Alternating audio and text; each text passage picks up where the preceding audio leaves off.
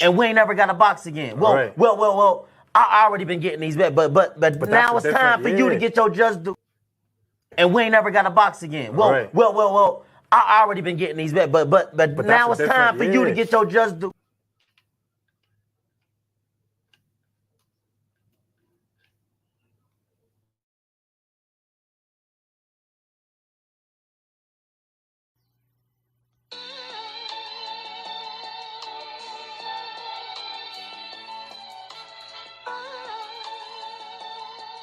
Yeah, you know the deal. We back again.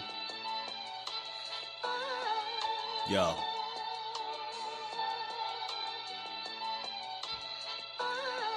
A round of applause for Jersey's finest. A lot of content creators not worthy, but they minus.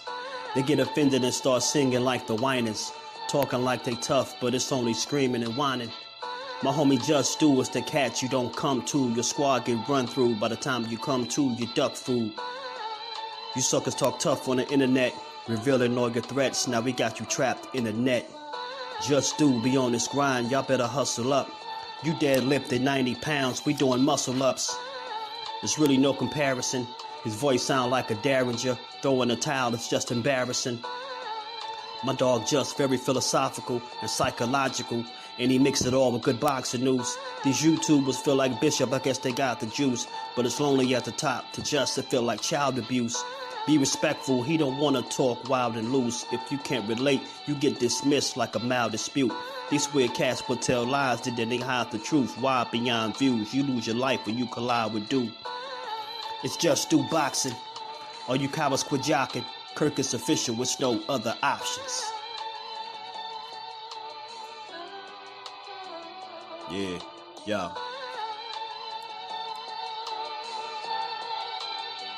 You know the deal. Judah Ben, we in the spot. JusDueBoxing, yeah.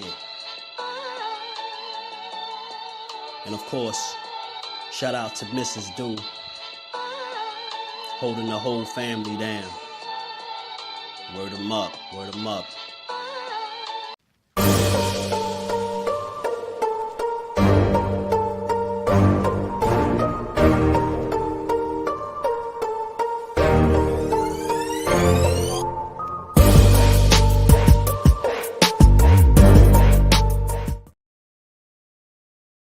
What's good? What's up? Salute to the fam. We back again. We back to get boxing. It's JusDueBoxing on this good Tuesday. I hope everybody feeling good in the building. Y'all already know, man. If y'all catch this on the playback, you know, come join the family, sub to the channel, smash that like button, turn them notifications on. What's good with y'all, man? How y'all feeling? Let me say what's up to the familia.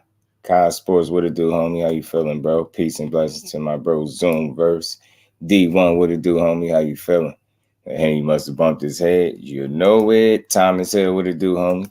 How you feeling, bro? Miss Joette, peace and blessings to the queen. All things, what's good, homie? How you feeling? IB, what's good, bro?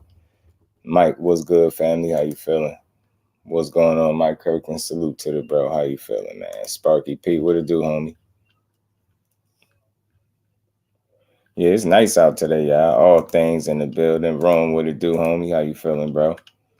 My God, D1, what's good with the fam? How y'all feeling, man? Yeah. I'm gonna find another one too, Miss Joette. I'm gonna find another song too. They be copyrighting me. I just be editing it out with that song, but we're gonna find one where they let me play it. Rob, what it do, homie? How you feeling? Definitely paying on the loss in Mexico. I think I had spoke on that. I think it was just something that came out because he got a meaningful fight coming up, right? It's something I've heard, but it's never been validated, right? I even heard the opponent and seen some footage of the fight that's in question, but I think it was just more hearsay. I think it was something to say more so than anything else. I don't think he really paid for a loss or anything like that to be removed off his record.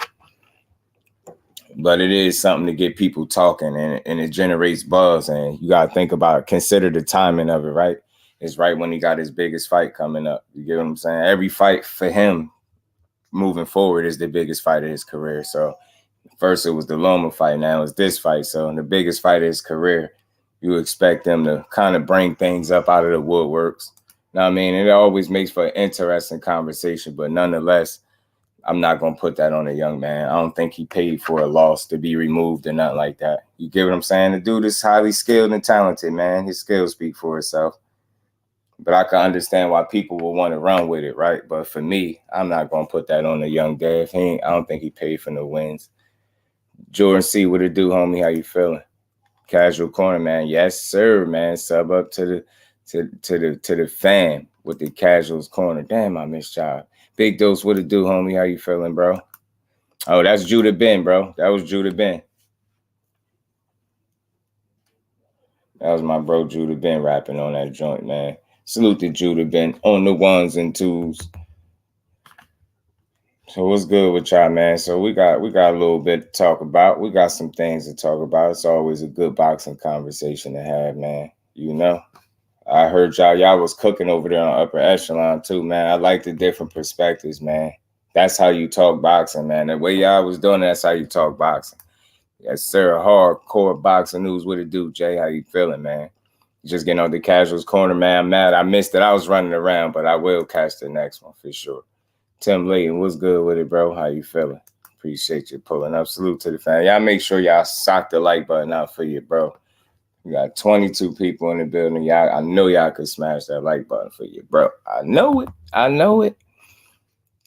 But we're going to talk a little bit. We're going to talk a little bit, man. I seen another interview from Young Dev. He did an interview with Ariel Helwani. And he had some interesting things to say.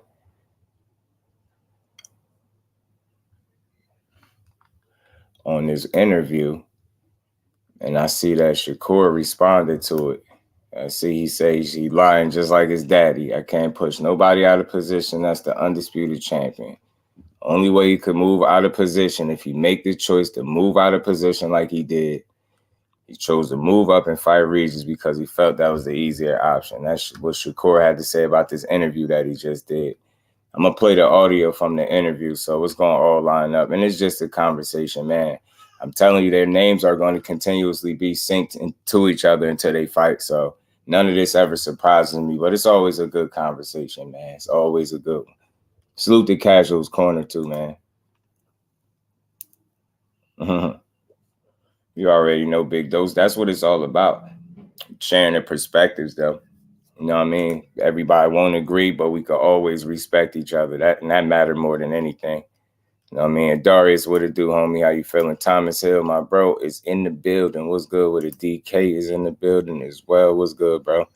He just dropping belts at 135. So other guys can shine. We have seen Dev struggle making weight. So why would you want to see Tank whoop Dev? And Dev will have built-in excuse. Yeah, it'd just be risky. I keep telling people Devin is a lot smarter than that. I mean, the only way I see him back at 35 is if it is a Tank fight. And even that would just be risky. He said in this interview that he feels like this fight, it happens at 140. It has to happen at 140. The Boxing Menu Podcast. What it do, family? How you feeling, bro? Opulent LDTV blessings, family. How you feeling? You get what I'm saying? You get what I'm saying? He's just a smart guy. They going to keep lining their names up. Safe travels, Opulent on the road, bro. You got to line it up eventually, right? They're going to keep syncing their names to each other. I don't get tired of it because it's always going to be an intriguing fight. This fight is so good that even if they was to both lose their next fights, it'd still be a good fight. You get what I'm saying? Like, this fight is good regardless of the weight. I mean, more so you don't want to see it at 35, right? Because you want both guys to be healthy. But I say this all the time, man. Devin is making smart moves, man. He ain't going to put his career on the line, you know, unless it makes sense to do it, right? You know what I'm saying? He take calculated risks that make sense, not stupid risks, right? You get what I'm saying? Or you see what his last two moves was. He took a risk sticking around to fight Loma at 35, right? That was a risk in and of itself. You get what I'm saying? Now, from here, he's taking a risk. He's jumping up to 40, fighting Regis Prograde. There you go. That's another risk. You get what I'm saying? P. Hunter, what it do, homie? How you feeling, bro? Dad will vacate 135 title soon. I think so, too. Israel don't mind to try. Me either, Big Dose. I just like it when they keep it on boxing, right? When they keep it boxing, because that's what it's all about. We one thing I want to make clear, I support all of boxing. So when you in the sport doing your thing, I'm gonna rock with you. That's first and foremost. But I'm always gonna call it how I see it, man. And these fights, man, they gotta be made. I mean, look. Fighting Tank at 140 would be in your best interest, I believe, because I think at 35, that scale is tipped significantly in Tank's favor.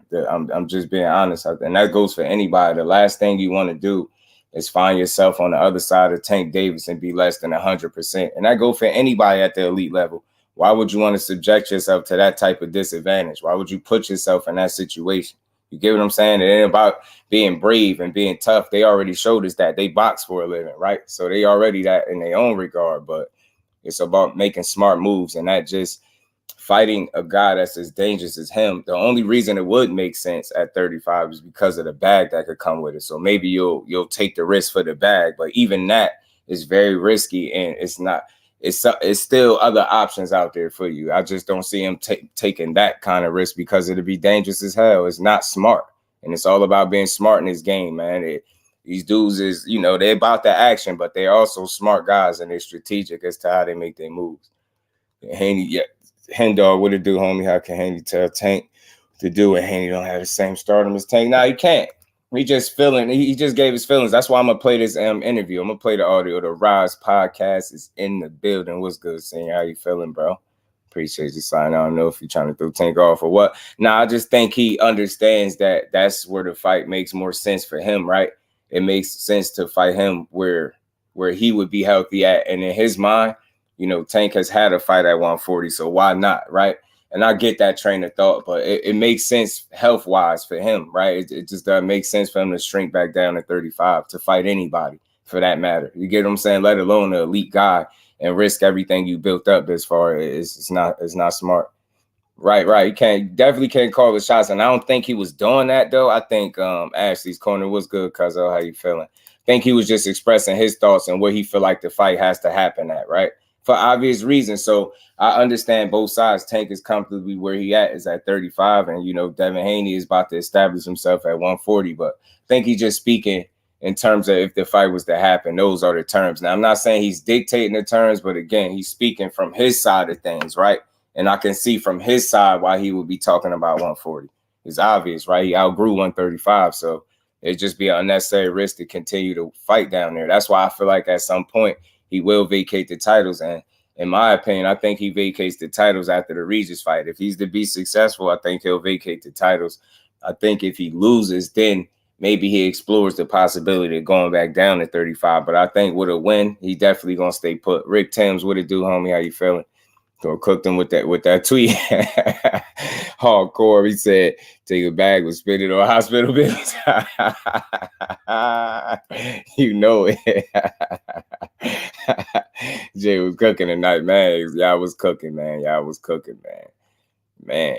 That versus Tank at 148 SAP. And all speculation chatter. Please. I'm with it, Rick. I'm with it, bro. I love to see it. And it's always a conversation. Like, I understand completely that he got Regis Prograis and Tank. We won't see him till next year. But again, I always speak on things as these interviews come out because it forces guys to have to stand on business. You get what I'm saying? So he says some things in this interview. I'm definitely about to play it, man. We're going to play this interview. We're going to get through it, child. Y'all smashed the like button for you, bro. Sound like Dad was making any demands to Tank. Nah, I don't. Sound like he was telling the world and Tank that if they fight, it will be at 140 because he can't make 130. I see DK. That's what I got too, bro. That's what I got from it as well. I don't think, and that's just me. I'm open, man. I don't think he was making no demands. I think he just telling us what we already know. You know what I'm saying? He feels like at least Tank had a fight there. So why would it be impossible for him to come up and fight me here, right? That's not him dictating the terms. That's just him speaking from an honest standpoint. You get what I'm saying? That's him understanding himself. And that's him being honest if you want to be real, because you're not really coming back down there. But he also alluded to if the money is right and things like that. So we're going to play this, man. We're going to play this. Salute to everybody in the building. Y'all smashed the like button. Rosa was good with it. He said, salute to my baby girl, the queen, Miss Just Do. To my queen, peace and blessings, man. Peace and blessings to the baby girl. Let's be clear, Tank is the money man, but Dev, Tank and Coral need each other like Crawford needed Spence. Right, at the end of the day, that's what it's going to come down to. You get what I'm saying? Them just being really good fights, meaningful fights, which is why they should be made, regardless of anybody's star power. We know when we get these fights, they're going to be good. But let's hear what Young Dev said. He went over on the MMA Fighting on SBN podcast with Ariel Helwani. So this is when you step into that square circle, the boxing ring. Yeah, it's a total different thing. By the way, in MMA, is there anyone whose boxing does impress you for MMA? Like, who you see them throw hands, you're like, Sean O'Malley. Yeah, I like him. I like Israel Adesanya. Yeah. I like McGregor, of course. Yeah.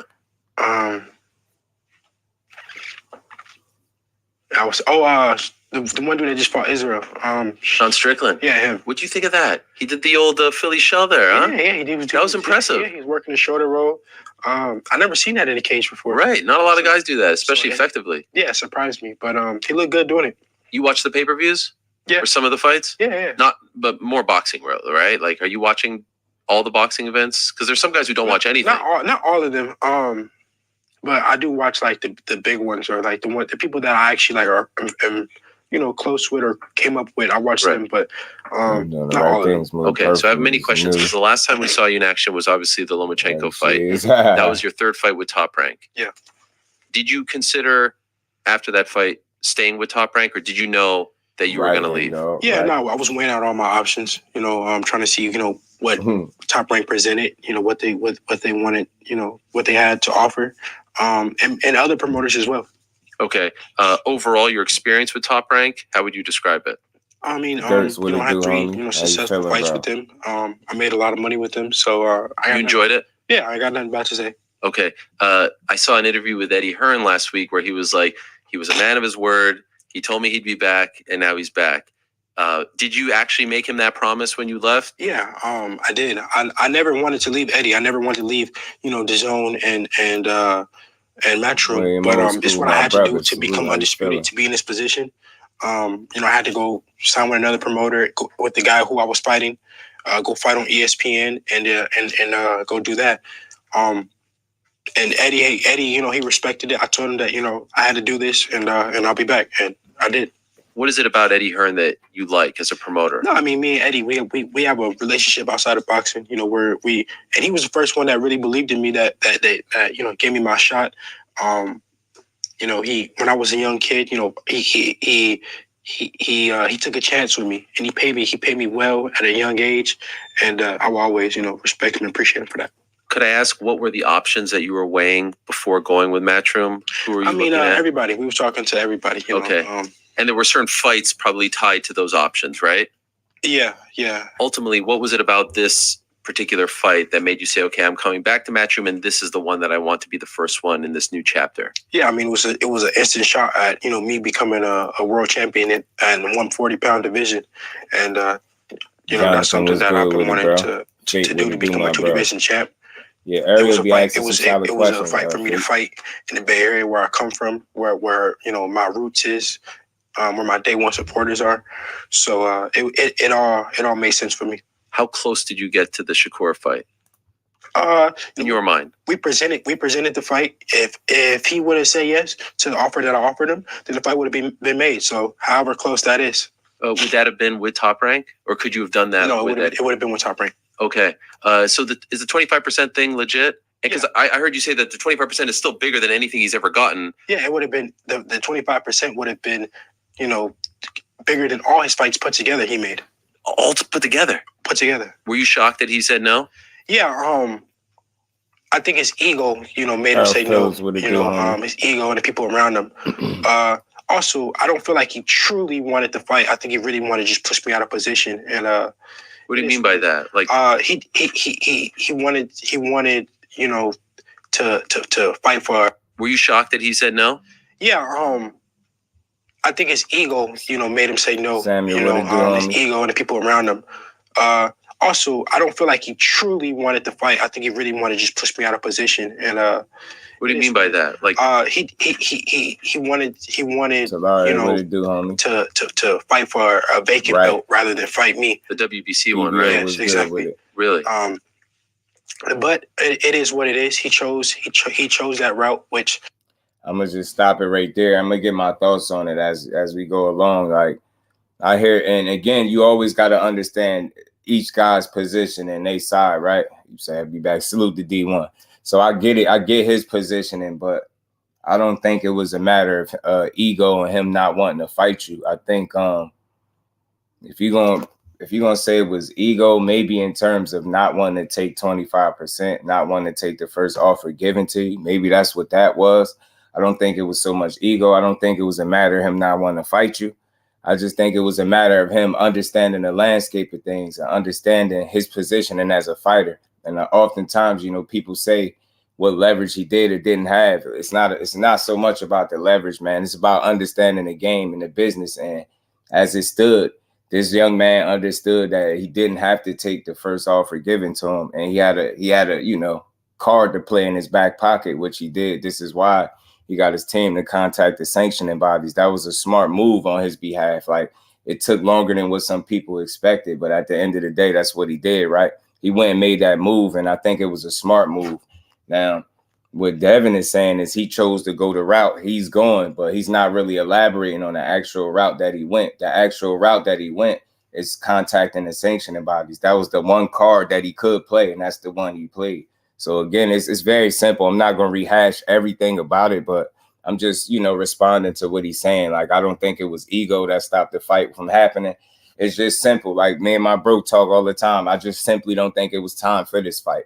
So you can push the narratives if you want to. I think when you got Devin and Shakur, you got two real fighters. And I just think the business wasn't ready for this fight to happen. That's why it didn't happen. You could blame one guy or the other to have at it. But for me, I know what I'm saying. And if the business wasn't ordered, then we wouldn't be sitting here hearing about 25%, 75%. We wouldn't be hearing about none of that, because business would be getting squared away and we'd have a real fight. So salute to them both. But I just have a slightly different viewpoint as to why the fight didn't happen, right? Behind the Hands TV, my bro, what's good with it, Brody? How you feeling?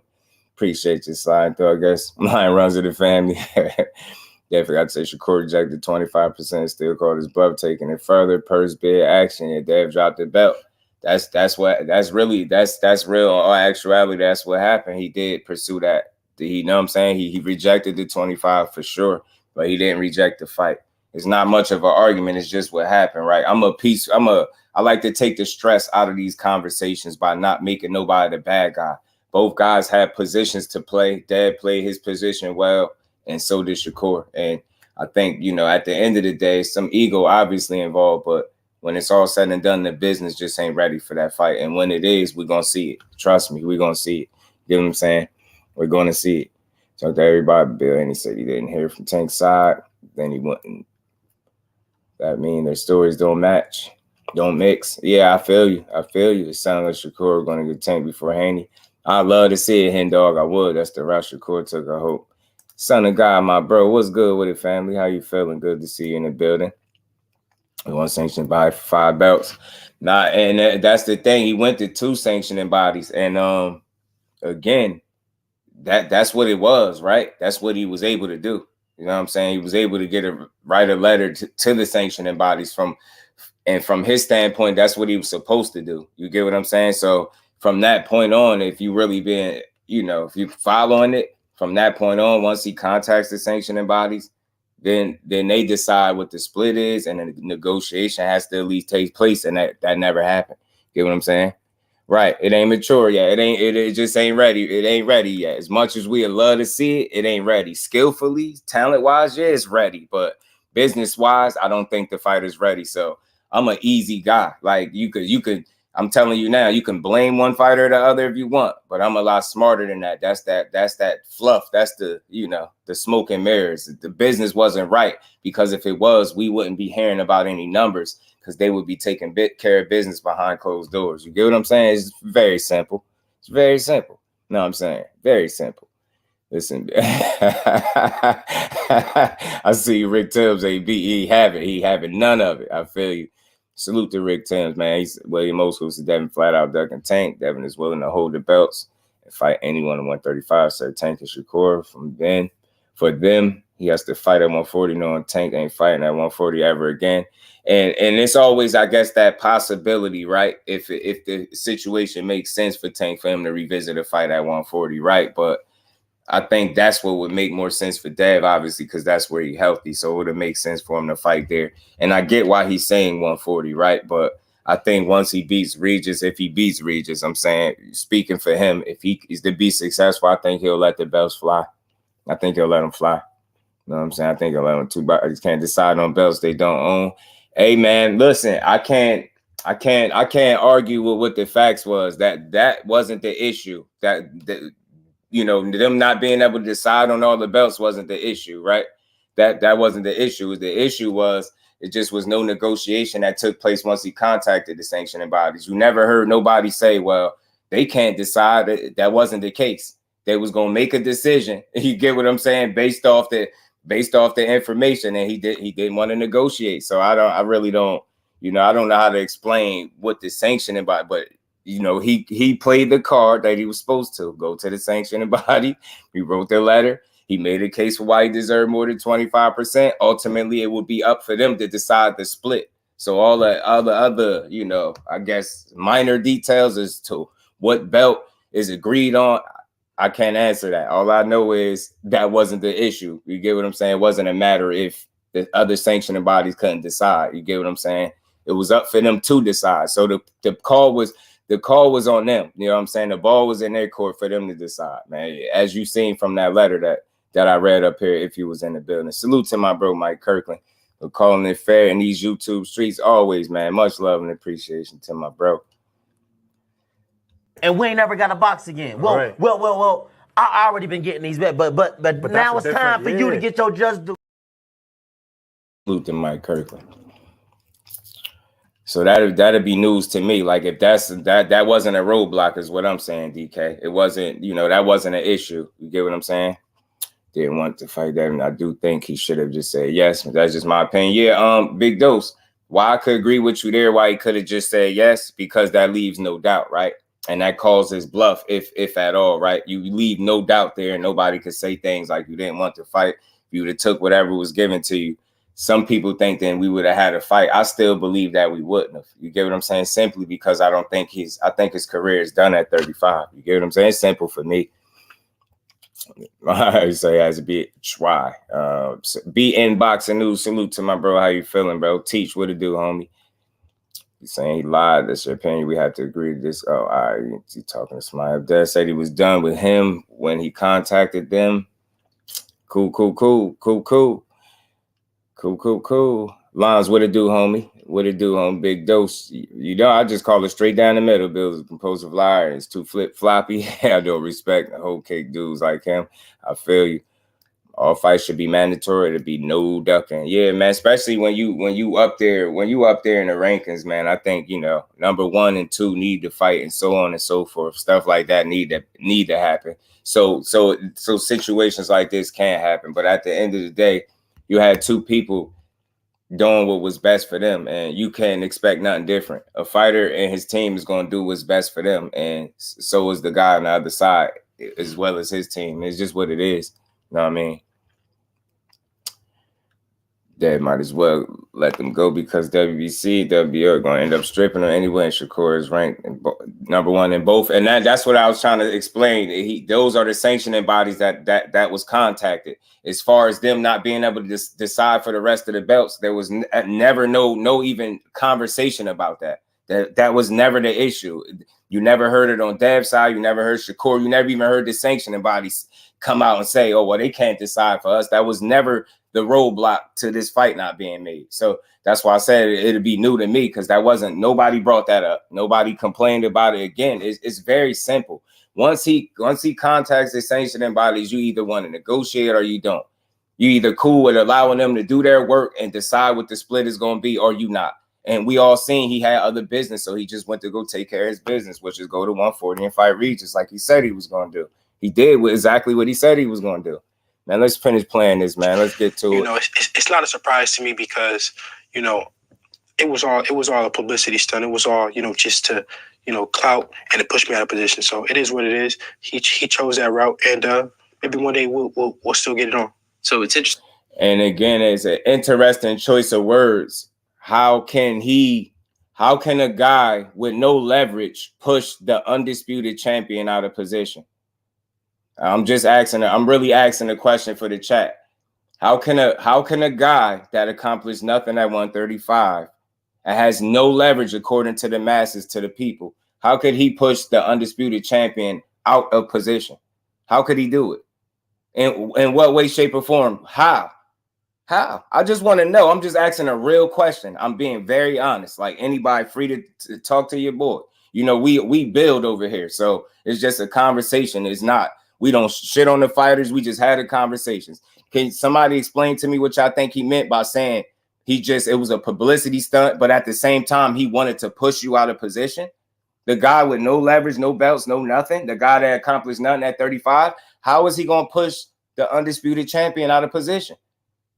The only way he could do that is if y'all got in the ring, the legit way, because there's no other way he can push you out of position, bro, unless he beat the man that got the hardware and that he didn't fight you. So he could never push you out of position in that way. I just didn't understand that statement. I didn't get it. Same thing did Jamel Herring. Listen, I'm going to say this for the last time, man. For the last time, BVO, you got to do your homework, bro.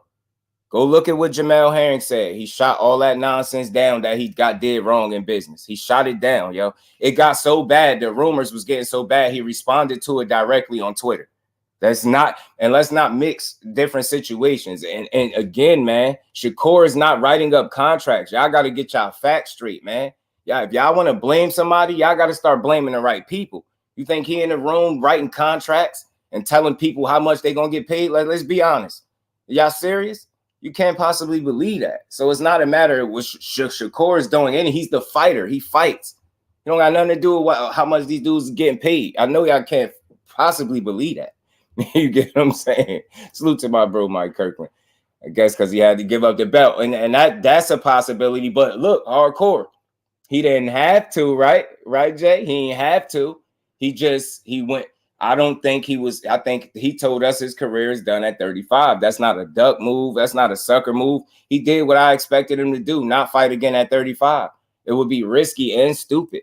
You get what I'm saying? That's all. I give that man much credit, man. But he ain't no fool. Taking fights at 35 where you're drained is not smart unless it's a huge bag attached to that. And we all know the only guy that's going to provide that bag is Tank Davis, man. Carmen Serene, salute to the queen. Appreciate the love and support as always, man. Happy Tuesday, queen. How you feeling today? And we ain't never got a box again. Well, right. well. I already been getting these bets, but now it's time for you to get your just due.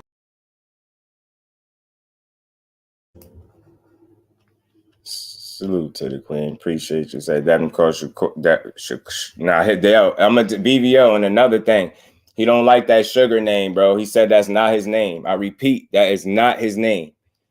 Nothing wrong. Some more rhetoric, some more made up stuff wrong. He ain't did nothing to Herring. Some stuff that they won't accept, even though it came out of Jamel Herring's mouth that they made a deal and moved forward. People still will push that he did something wrong to Jamel Herring. Because if I can't even explain why y'all would do it at this point. Emmanuel, that's a fact. That's how he pushed him out of position. I mean, but again, that's just the structure of boxing, right? He didn't do nothing wrong, right? These are fighters. They're supposed to fight. So the way I see it, if SHAKUR wasn't in Dev's plans, respectfully, like he had business at 40 because we knew he was drained at the weight. So I can understand why he went right up to 40 to handle business, right? And that's what put him in a position. So again, if you didn't want to be knocked out of your quote unquote position, then I think in my mind, this is in my opinion, you would have been willing to negotiate with the guy and make an actual fight.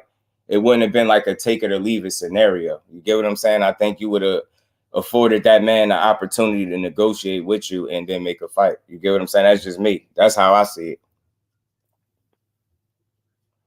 He's talking about him petitioning for the belt. But again, Jonathan, ain't that within the rules though, bro? Ain't that within the rules for him to do what he did? I know what he said, but he can't prove that. And again, Joe, You don't go in negotiations, bro, and start low. You get what I'm saying? Nobody goes in negotiations and start low. So let's just say, hypothetically, he kept asking for that. Ultimately, it wouldn't matter because the sanctioning bodies decide to split, not Shakur or Devin. Neither one of them was decide to split. You get what I'm saying? So it doesn't matter what you're asking for unless he's saying 50-50 or no fight, or I'm not fighting you if I don't get that. He never said that. That would be putting words in his mouth, right? So let's just say hypothetically he actually asked for 50-50. It wouldn't matter because it's not up to him what he gets. You get what I'm trying to say? It's very simple. It's simple to understand.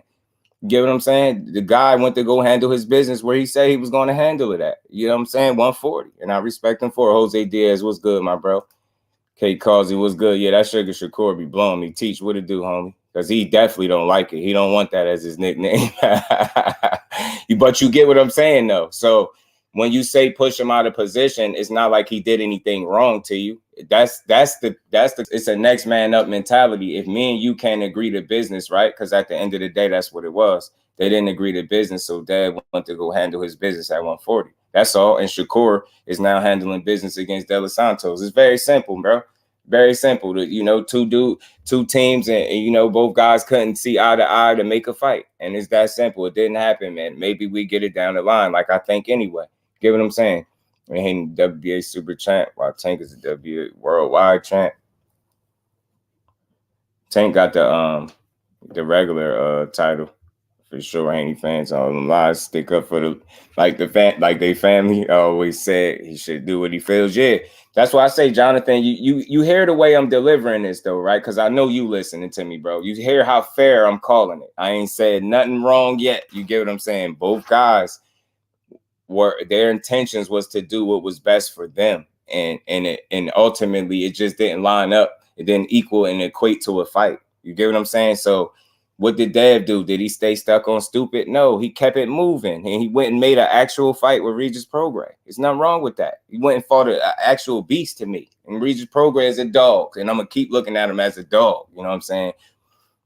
And now you got Shakur with De Los Santos. It's very simple, but see, I deliver the content without all the rhetoric and narratives. And a lot of times people ain't used to that. I pushed not one narrative yet. I have not told one lie since I've been up here.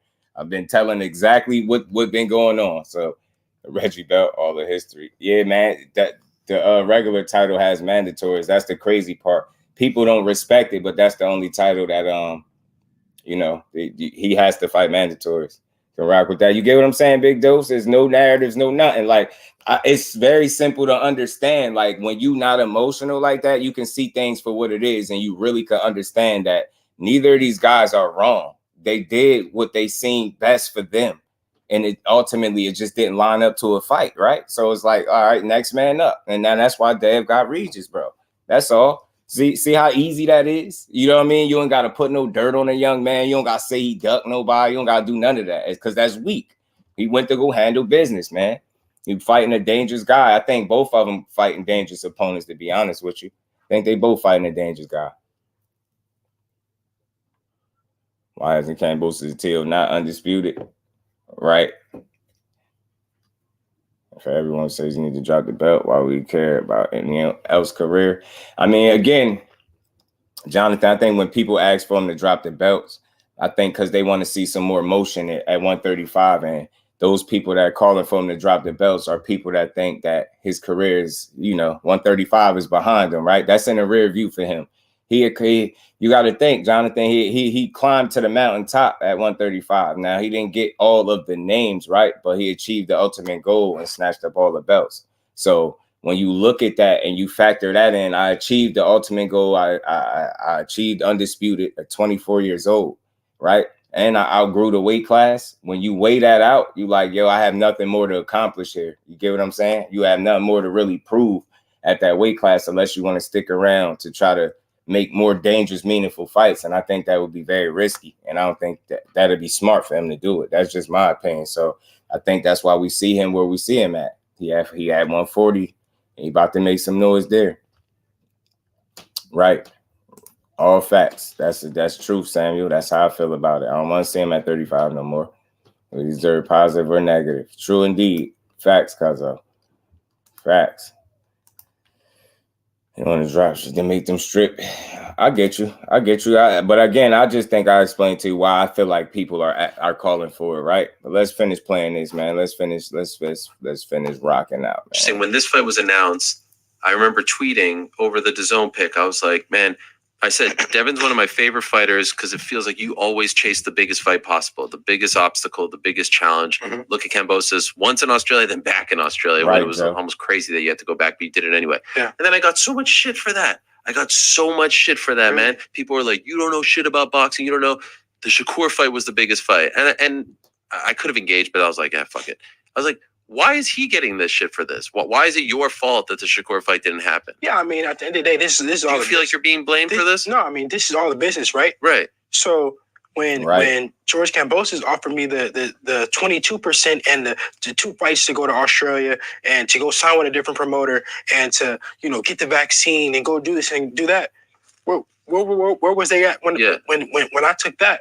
It was all the business then, right? I had to respect his, because he was a champion. He was a guy with all the belts, and I was a world champion at that time as well.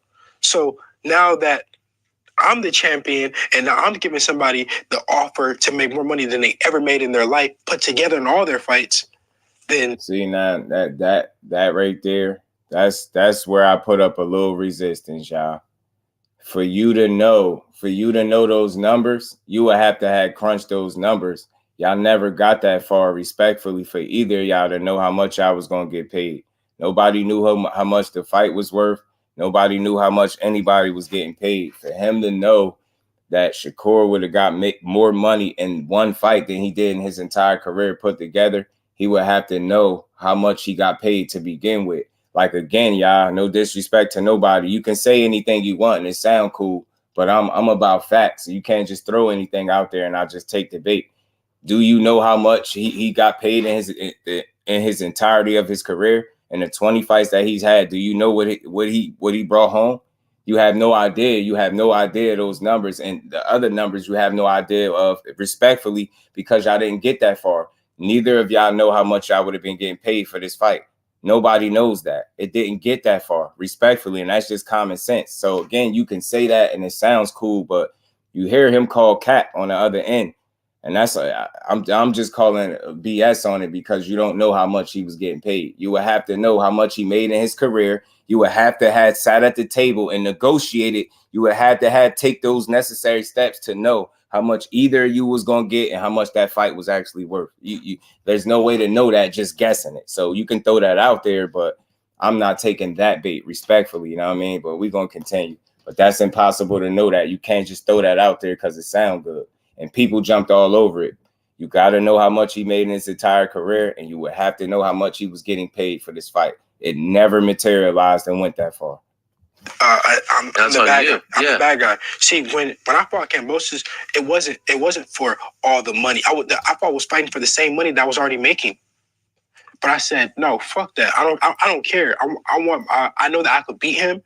I know that once I win, I'm gonna be able to call the shots and make all the money myself. So now it's that time, and they don't want that. Right. I saw Floyd weigh in as well, and he seems to be siding with Shakur. Does that annoy you? No, I mean, Floyd has the right to his own opinion, just like everybody else. He's no different than anybody else. But was it fair when he gave Andre Berto the short end of the stick, and Andre Berto got less? So when you read this stuff, does it piss you off? No. No disrespect. Nobody can compare their situations to Floyd's situations. Floyd's drawing power was just so much different. You just can't compare. And that's respectful. And that means nobody. None of the fighters of today can compare themselves to Floyd. Not any one situation that any of these dudes had can be comparable to Floyd. It's like I said, everybody has a right to their own opinion. I got the right to my own opinion. It is what it is. No, there is no right or wrong. Could it still happen? Could the Shakur fight still happen with you now? Dave, I agree. Under the Matchroom banner. I agree. Of course, but right now my main focus is Regis Prograis.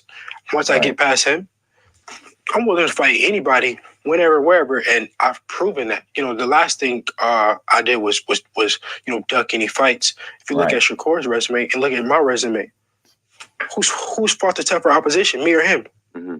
You tell me. No, I would say you at this point. Yeah. Okay, so if anybody's the one that's ducking, it's him.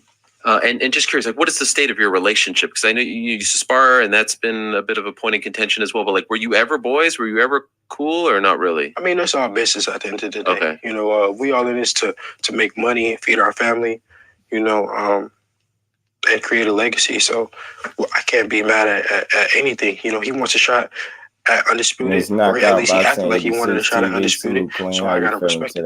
How many times you spar him? Appreciate you. Oh man, we sparred too many to count. Oh really? Yeah, we've been sparring since we were, you know, 12, 13 years old. Wow. Maybe 14, maybe 14. Okay. So this is 14 years old. you've known of each other and been around each other for a very long time. Of course. And you were this close, but now you're going a different direction. Now, when it comes to the Regis fight, probably an easy. He went. Right. Yes.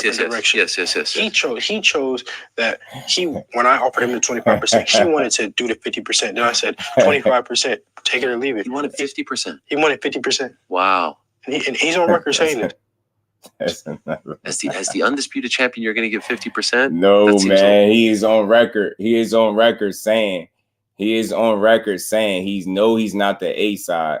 He never asked for 50%. He said even if the sanctioning bodies would have came back and said he only deserved 25%, he even said he would have had to take it. Whatever they would have decided is what he would have took. He never asked for 50%, bro.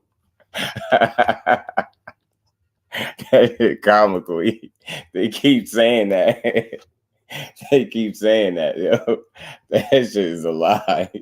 Salute to my bro, Mike Kirkland, back in the super chat. He said Fluent earned his shit without YouTube propaganda machine, and that's all facts. He did. Floyd got it out. And we ain't never got to box again. Well. I already been getting these bets, but now it's time for you to get your just due. Salute to Mike Kirkland. Appreciate you, Brody.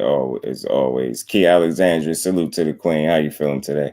Y'all both made choices there, right? And that's what it is. Like, and I rock with that, Rome. Neither guy is wrong. They went and made other choices. They didn't stay stuck. They ain't stay stuck on stupid. They realized this fight wasn't happening, and they both moved on. And they both went to go make what I believe are meaningful fights. You get what I'm saying?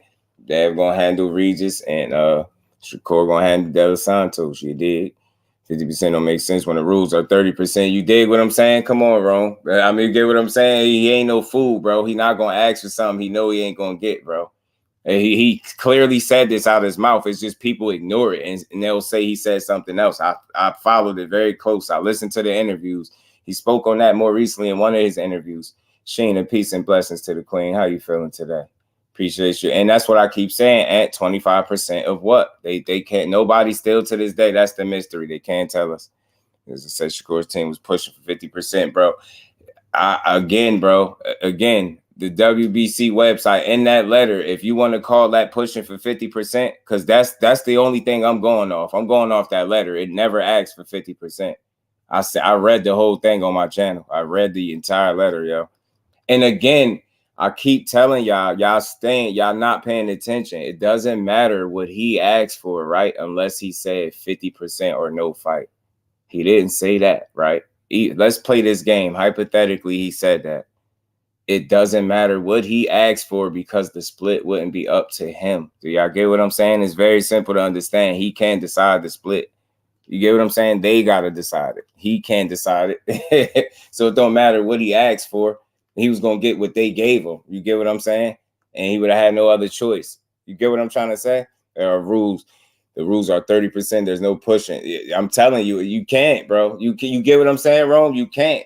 And it's up to them, Rome.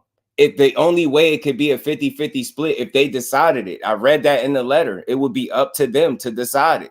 The fighters can't decide it. That's why I keep telling y'all, even if he said that, you get what I'm saying? It doesn't matter because he wouldn't be able to decide the split. You get what I'm trying to say? Saying he did ask. Let's say he did, big dose, but he can't decide it. You get what I'm saying? You just can't do it. You know what I mean? We all frequent. He's probably here right now watching and reading. Salute to the young Dev Haney, man. I always call it down the middle. I just know that people hanging a hat there, but they don't really got a leg to stand on because he can't decide what he gets paid. He couldn't decide that. You get what I'm saying? The only thing he could do is do exactly what he did, get his team to contact the sanctioning bodies. For after that, it would be up to them. You get what I'm saying? So he made that move, and that was that. That's where it ended at. You get what I'm saying?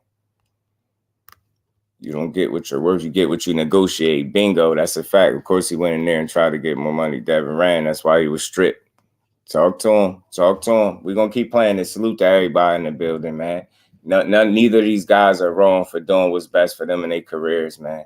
Undisputed champion, you're going to give 50%? That seems a little funny. Come on now. Like, yeah. What sense? There you go, Ariel. Yeah. What sense would that make? Right. It don't make Where none. would the fight even happen? It don't because make I would none. think that you would be the A side just as the, I mean, you're the guy right now. Top 10. Why would he completely say he's not the A side?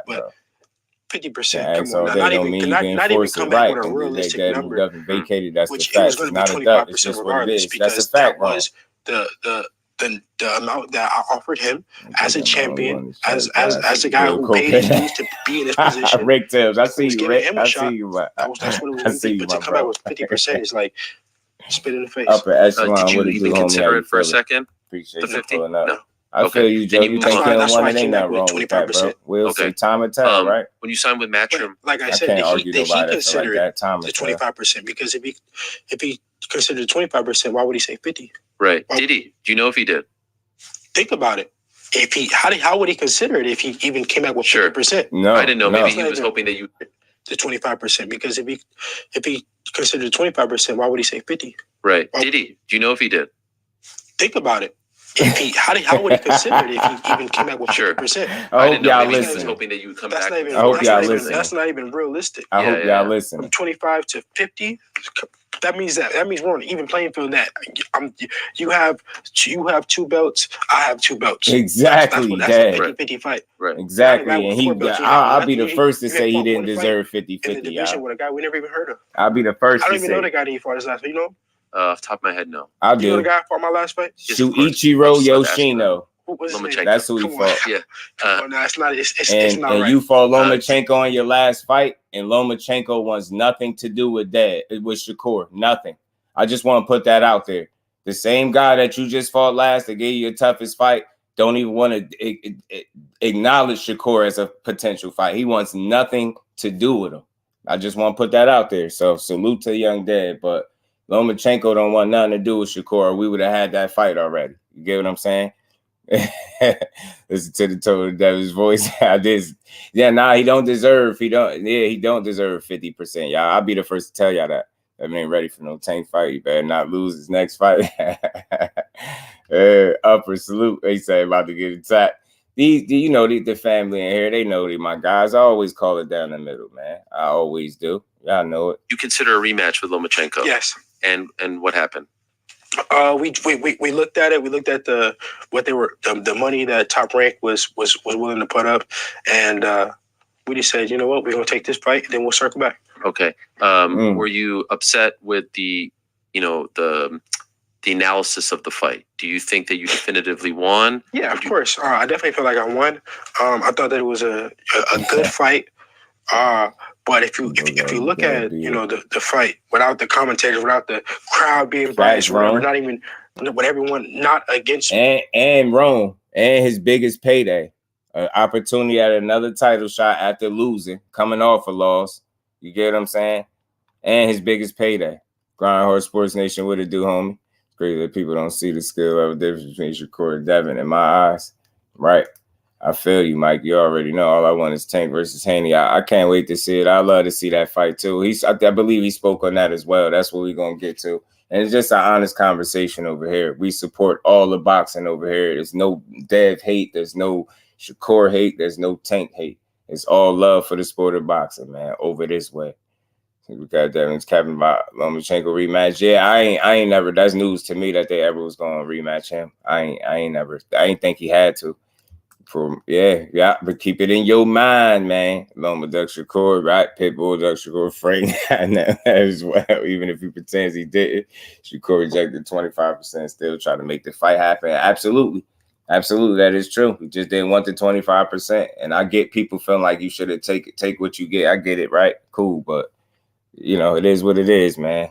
It is what it is. I think that open stance is Devin Achilles' heel. All the top guys are, in fact, open stance fights. Man, you've been breaking that down a lot, D1. Just look at it on his own. Salute to everybody in the building. Y'all smash that like button for your bro, man. Almost all those early rounds, and he had 2 good rounds, but 2 good rounds don't win a championship fight, and that's just reality. Do you think that people were against you? Like, did you feel like the commentators and everything were against you? If you go back and listen at the fight, I agree. Listen to the commentators of the fight. You'll see that they were against me. And why would they be against you? I don't know. It's part of it. Turning down the 25% and turning down the fight is 2 different things. Before he went and did what he did, he contacted them sanctioning bodies. Let's tell the story in order that it happened. Yeah, he turned down 25%, got his team to contact them sanctioning bodies. They wrote a letter stating why he deserved more than 25%. And next thing you know, they moved the goalpost and said now he asking for 50%. When in reality, you was unwilling to negotiate with him. Just calling it what it is. Rank guy? I was a top rank guy. You negotiate with every other opponent, but not Shakur. It's a take it or leave it when it's Shakur, but you negotiate with everybody else. I'm just calling it. I'm calling BS. I don't know if it was top rank. I don't know if they just didn't like me because of me.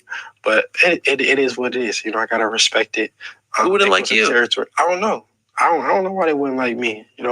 Key Alexandria, you was cooking earlier. It was a great fight. It was obviously very entertaining and very close. Was he better than you thought he would be at his age? Like, did he surprise you? No, I knew he was very crafty. And at one point he was number 1 on everybody's pound for pound list. We can't forget about these things. So guys rarely even win rounds against him.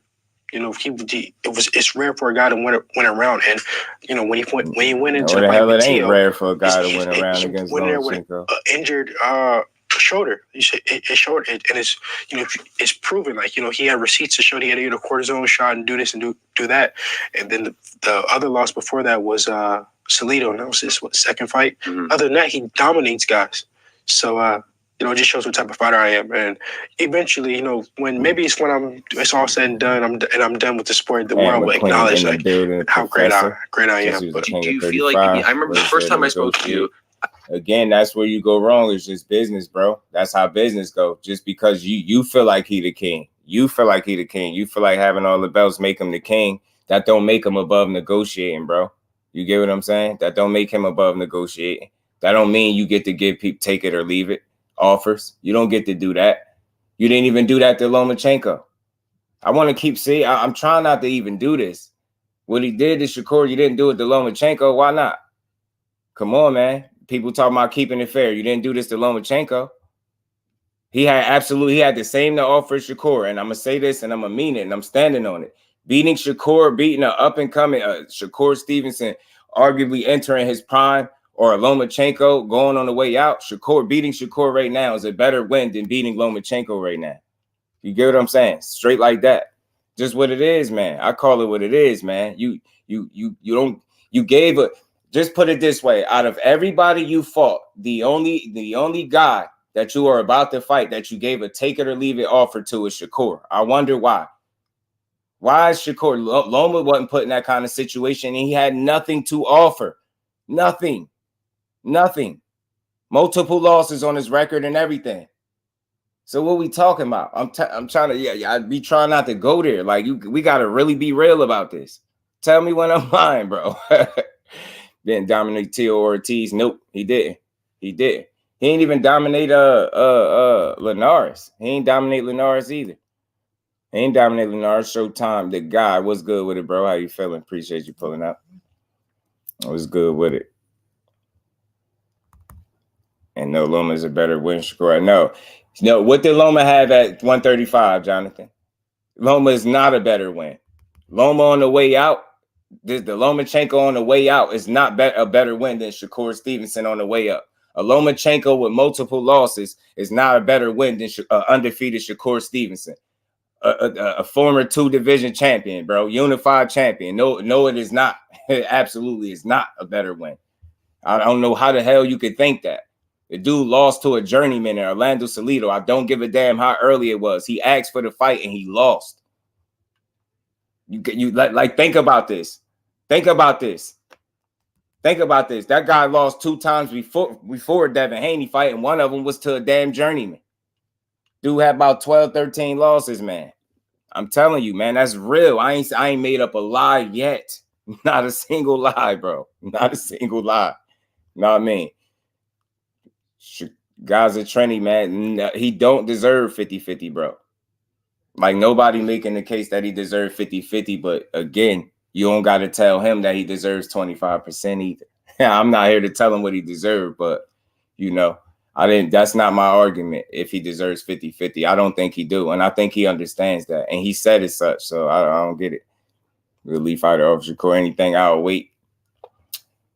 But again, bro, if you think 25% is a real offer, then God bless you, man. God bless you. And it was a take it or leave it 25% too. So that shows you that it was with intent. Talk to him, bro. Talk to him, man. D1. They acting like they don't know. Devon, what's good with it, bro? How you feeling? Who is Shakur? You know just who he is, y'all. You talk about Shakur face dude 6%. So what's the issue? I don't know what you talking about. You might be having your own. You might have came in late, Gaza. Respectfully, I don't know what you talking about at this point. You said, so what? You talking about them Shakur face a dude 6%? What you talking about? I don't know what you talking about. I really don't. You got to elaborate a little bit better than that, family. Probably about 10 years before you guys were all born. If you offered got 25%, you were indeed yeah, facts. That's all facts, D1. They know what it is. The rules, y'all don't rewrite the rules just because it's your favorite fighter. You dig what I'm saying? If you think 25% is a real offer, I don't have no smoke with you. It's all love in here, you know.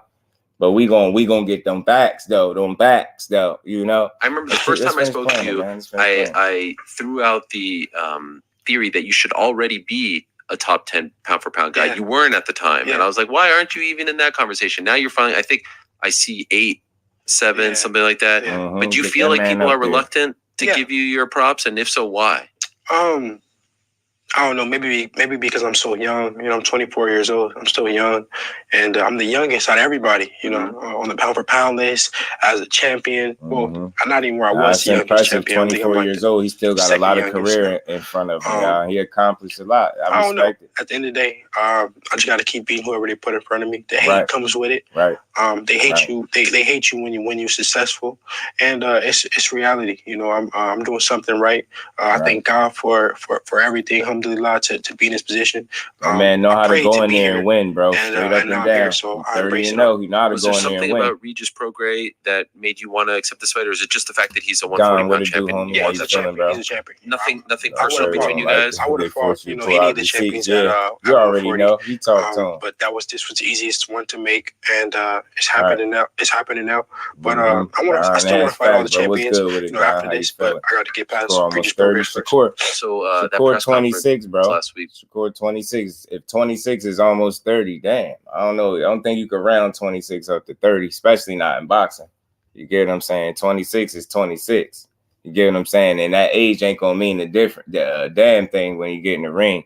You get what I'm saying? You dig. If man been boxing since he was 5 years old. He's 26. What's that? About 21 years of experience in a game of boxing. You got a serious fighter on your hand. I tell you that. Offering, facts. That's why I say they was calling it that, and they was saying it was a slave deal, bro. They was saying it was a slave deal, and they was saying the reason he offered it is because he didn't want to fight. But they rewrote the rules when the shoe was on the other foot, and it's just as simple as that. And I know that because I was around for it all. Pound for pound list, Devin on it arguably went over Lomachenko, not too many. No, he's not mine. Very average fighter. Yeah, when you get them receipts out, they don't like it. But that's the way you got to deal with it, man. You know, I'm not here to hate. I don't do no hating. I told it we build boxing up over here. We build boxing up, but we shoot down false narratives, bro.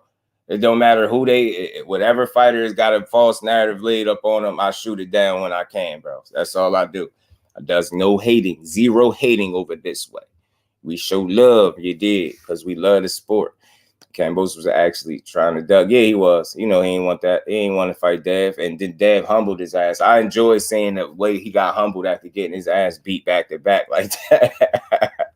Y'all just don't know. I enjoy seeing Cambos humble and having to eat crow and humble pie and tell everybody how Devin Haney is good and he's going to go on to be one of the best fighters in the world. I loved every minute of that.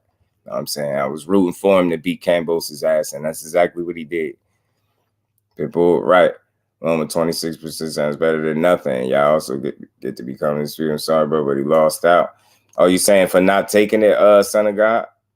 They literally 10, 11 months apart, almost 30 is extreme. Yeah, they trying to put them age. They trying to age my boy out, man. Trying to age my boy out on me, man.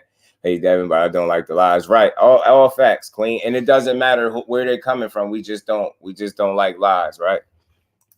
Like, for example, speaking of the lies, like here go another one, bro. Here go another lie. Yo. I don't even think I gotta respond to this one. I think I just gotta leave it up for a little while and laugh. You really believe that, yo? Like, yo, God bless my God. That's my God, Joe, man. Shakur was born in 97. That was born in 98. You dig what I'm saying? I don't know what the hell they talking about. They tripping. What's your offer? You know it. You know it was a BS. Marquay, what it do, homie? What it do? How you feeling, bro? I feel you, son of God. Listen, it's never a argument with me. It's always a conversation. I get why you would say that, right? Because even I have discussed as such, right? In some ways, you could look at it as a missed opportunity, right? You definitely could look at it as that, right? But I look at it like this too. What's the likelihood of that fighter actually fighting at 135 again? And if you answer that honestly, then maybe you'll have a different assessment of that. And if that was a real intent behind the offer, that's why I called it smoke and mirrors. Not because he's scared, not because he's ducking, because I think his career at 135 is over. Not because he's ducking or scary, he's outgrown the weight class. And when you factor in the fact that he was able to be undisputed, so he achieved the highest of the high there, he has nothing left to prove. And if anybody wants smoke with him, they're going to have to see him at 140 respectfully. You get what I'm saying? Because that's where his body is telling him he needs to be at, a weight class above. So if anybody wants smoke with Dev, you got to see him at 140. Other than that, it'd just be woofing. Get what I'm saying? So it could be a missed opportunity, but I urge people to think, what is the likelihood of that guy actually fighting and one of those top guys, one of those killers, being less than 100%? Do you really see that being a possibility? Because I don't. You get what I'm saying? And it's not about being scared. It's about being smart. These guys are smart and they're good businessmen. You heard him say it's about business at the end of the day, too. And he's right. You got to do smart business. And that would be being stupid, taking the fight, being less than 100%, fighting one of the absolute top dogs. You get what I'm saying? In my opinion. Seeing the unseen boxing, what it do, homie? How you feeling? Remo, what's good with it, bro? How you feeling? So that's just me. Getting $5 million for De La Santo. That's more than Devin got versus Loma.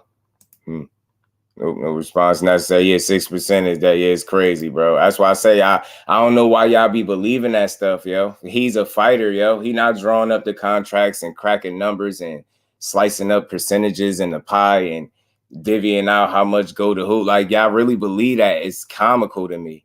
That's the most comical thing. He has nothing to do with him.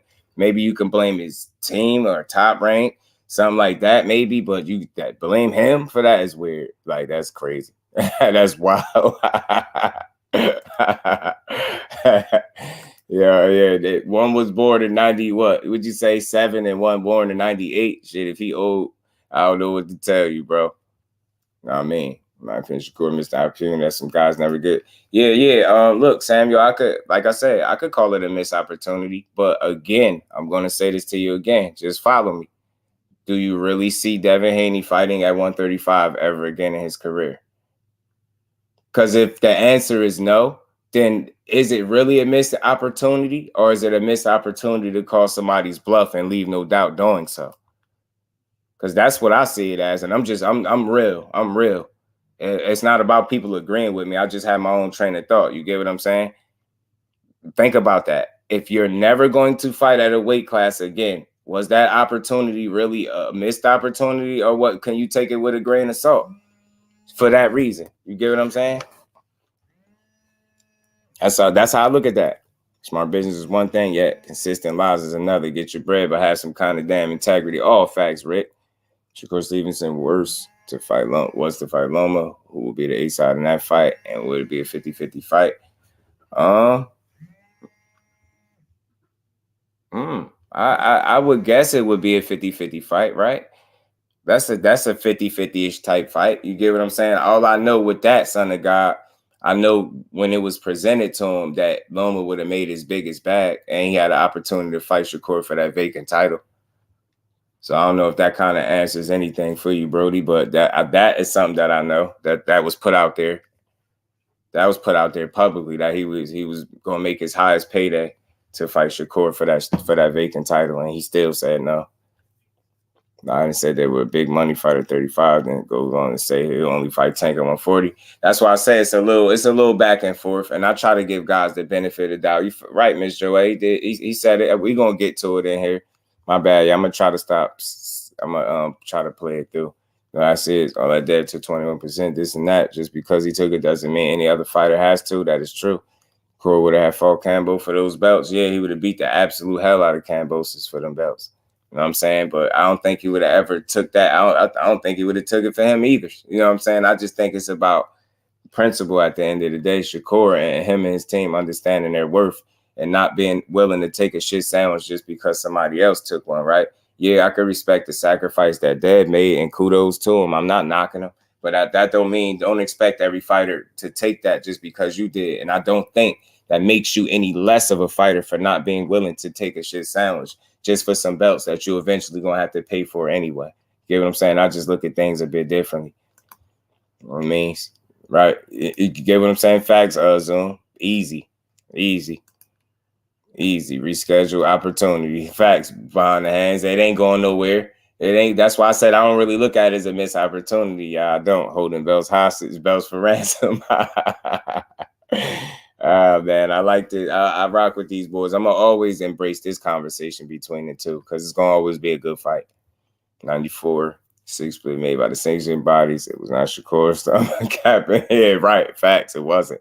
Devin Johnson belts at 135. It turns to really fun division again. Yeah, Remo. If the belt spread, disperse, and everybody got to really, go chase them down if they want all the titles. That'd be fun. It'd be interesting to see how everybody approach it. And I think that's coming soon. I just think he playing his cards right, and I think he's gonna hold on to the belts definitely at least until the Regis fight is over with. And I think if he's to be successful, this is just my opinion.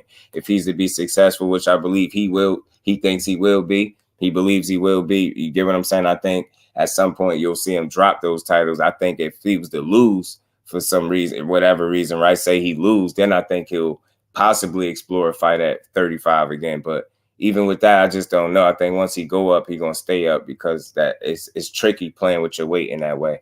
You get what I'm saying? So we're gonna see, man. I just can't wait to see these next order of fights. You get what I'm saying? And it's gonna reveal a lot, man. These next coming months gonna reveal a lot. 50-50, a slight edge to whoever was the biggest draw. The fight would have taken place. Good point. And what sequence of events would make the fight bigger? Which fight is that? You talking about Shakur and Dad and Bill line? All this capping need to open it lids. About caliber and circumstances. Campbell's ain't no Shakur or Haney. Short guy against a guy like him. He's a low red shot. You don't play those games with elite fighters, and that's a fact. Rome, I always said that. Rick Tim said Shakur Tank fought Camboza. There wouldn't have been a rematch after being sorry about KO by both. Campbell would have abandoned the rematch. One would be enough. No way he lasts 24 rounds with them. Yeah, I don't think he fighting no Tank twice either. I truly don't think he would have wanted to. Shakur maybe possibly, right? But the Tank, I think definitely not for Tank. Always brings up what he took. Yeah, one situation just has nothing to do with the other. I always say that, Miss Joette. Like they're nothing to do with each other. I respect his willingness to take less and sacrifice. That's always I always respect that. But I don't expect everybody to go that route. And I don't think less of you if you don't go that route. Like you fighting with your life on the line. All that guts and glory shit is cool, but you better get paid your worth. It ain't no tomorrow in boxing, bro. And that's what people need to understand. So all that, just take anything and go in there. I don't care if he offer me. I done heard people say stupid stuff. I don't care if he offer me $1,000, I go in there. Well, you'll be a fool. That's exactly why you're not in that position. So again, man, it's about being smart, doing smart business. All money ain't good money. All money is not good money. All money is not good money, bro. Salute to my bro Mike, man. Much love and appreciation to my bro. Again, nah, it's not. And again, undisputed. I don't care, guys. I feel you. I don't care if it was for 20 belts, bro. Your life is on the line. You can't eat no belts. Your family can't live off no belts. You get paid what you are worth and what you going to negotiate. You know what I mean? And I feel like him as a young fighter, him and his team knew they worth. They wasn't going to take a silly sacrifice now, knowing that fight could present itself later. That's what people not realizing. People too short term. You get what I'm saying? They playing a long game, man. You're going to get paid accordingly. Each time I step in there, my life is on the line. I don't give a damn about no belts more than I do my life. I want to get paid accordingly. And I got a smart team around me that's going to see to it that I get paid accordingly. You get what I'm saying? But 35, right. I'm telling you facts. Well, we need motion, bro. Is it really a sacrifice being a featured fighter on ESPN, the undisputed champ? Looked like a chess move, especially since SHAKUR wasn't one of the 3 fights. Facto. I agree with that. My bro. You got way more than 22%, way more. Yeah, I don't know why they keep saying that too, because you could look it up. You could really look it up and you won't find it nowhere. I don't want to see Mel go back down because he won't be the same. Yeah, man, it's gonna be tough. Him transitioning his way back down to 54 is gonna be tough, man. It's gonna be tough, especially if he's just doing it from the rip.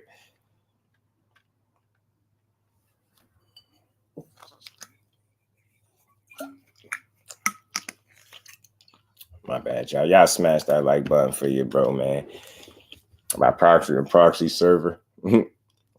Yeah, so you gotta get your money. You gotta get that money, man. Ain't no tomorrows in boxing. Ain't nobody about the glory. Yeah, that's all cool, but nah, you get paid accordingly. Ain't no tomorrows in boxing, especially when you know what you worth and you actually put in some work too, man. Like ain't none of that. 25% is justified. Nah, it's not. It's not. I'm telling you, it's easy for people sitting at home to say take anything, yeah, because to see a fight. But nah, bro, I don't suggest nobody just eat no shit sandwich for no fight. I don't suggest nobody do it. You get what I'm saying? So I could play devil's advocate with dudes sit on the sideline, not taking the fights and getting phased out. Example, Tevin Farmer playing a numbers game in a tank fight, or Gary Russell. Yeah, sometimes people trick themselves out of position too, Remo. Trying to be too slick, you know what I mean? Devin put his life on the line too in Australia, so what's the difference? No, there is no difference. That's why I say, guys, that just because he took it didn't mean he was supposed to. We respect the fact that he did it. You get what I'm saying? But we didn't think it was cool. I didn't think it was cool. Let me speak for me, right? Me directly. I didn't think it was cool when he had to take the shit sandwich to fight a guy that I know he better than. I thought it was wild. And I thought Kambosos was doing it because he expected Dev not to take it. And Dev shocked his ass, took it, beat him once, and then beat him again. You get what I'm saying? I respected it. But no, he didn't have to do that. I don't think he had to do that, but he was willing to do it because he wanted something, right? So that's the lengths he was willing to go through, right? He was willing to go over there in Australia twice and beat up Kambosos and become undisputed. He was willing to do it and take less money than he probably should have gotten, right? He was willing to do that. But not everybody's going to be willing to do that. You get what I'm saying? And again, although I respect him a ton for doing it, I don't knock another fighter for not wanting to go his path and say, yeah, just because he did it, I'm going to do it too. Nah, that's not how business works. You keep your eyes on your own plate, man. You don't worry about what that man did over there. What he did is what he did. What we doing over here is what we doing. You know what I'm saying? So,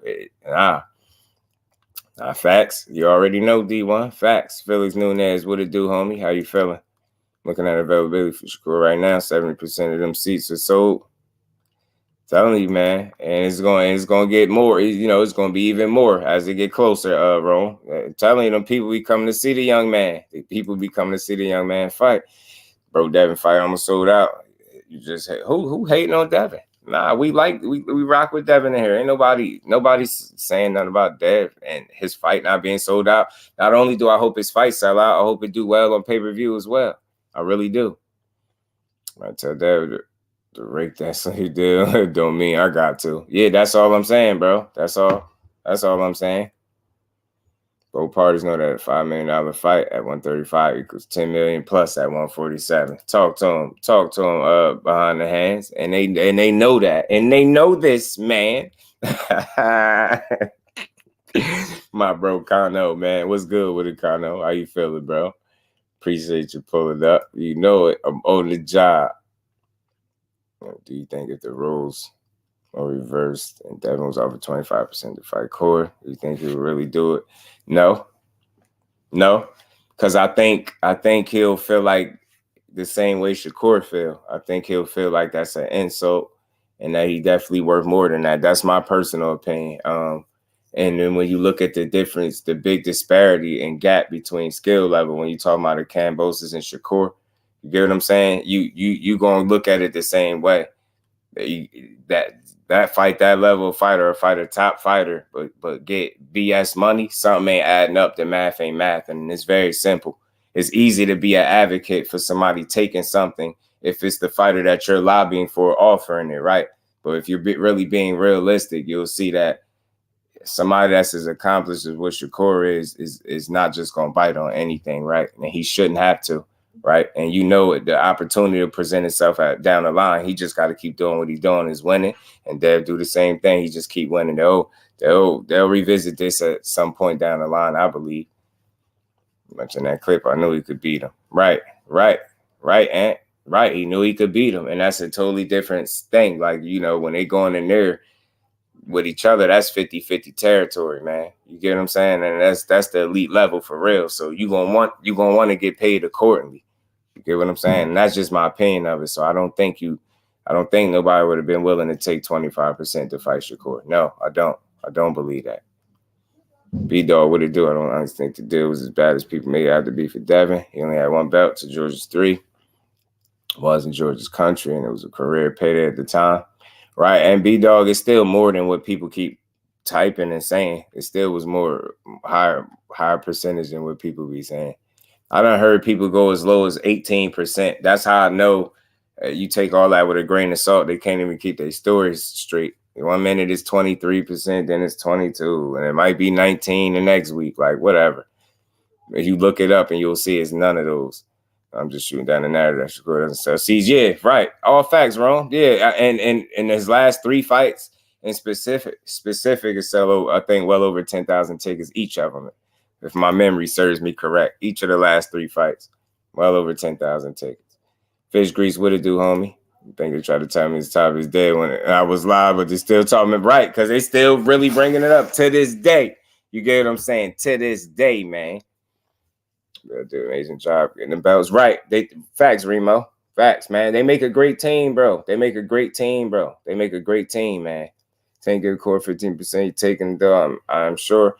But I think 15% from Tank and 25% from Devin Haney is a lot that's totally different, right? Because of the fighters, I would think. But I'm not big on percentage talks. Like, I think at the end of the day, when fights really are going to get made, we're not going to hear about the numbers because they'll be taking care of business, right? You get what I'm saying? And he would be saying he was Kambosos level fighter. You feel what I'm saying? I agree. Hands out, North Jersey. He said North Jersey is weak. Hands out. What's good with it? I don't know what you mean, what you're talking about, but Jersey, I rock with Jersey. I'm from Jersey, so I don't know what that comment was about. I don't know if I should take that as a personal shot to me. Are you talking to me? You talking to only 25% you take is for Tank because you know for sure. Yeah, facts. It's totally different. That tank pack hit different. That tank bag hit different. Marcus, what it do, Brody? How you feeling, man? Jersey because Shakur, that's the one dude, right? Can somebody refresh the super chat? Salute to the baby girl. Appreciate the queens already. And y'all smash that like button for your bro as well. Is Core ever fought in pay-per-view? No. And I really don't, that stuff don't mean nothing to me. Like, I don't care about what fighter makes more money. I don't care about none of that weird stuff. Like, I don't care who's over who in the rankings. Like, I don't care. All I know is I support boxing, right? So I support all these dudes. So I don't really care who's making more money than the other. And I don't care about petty stuff like that. I just want to see the fights, right? And I mean, I rock with all of them at the end of the day.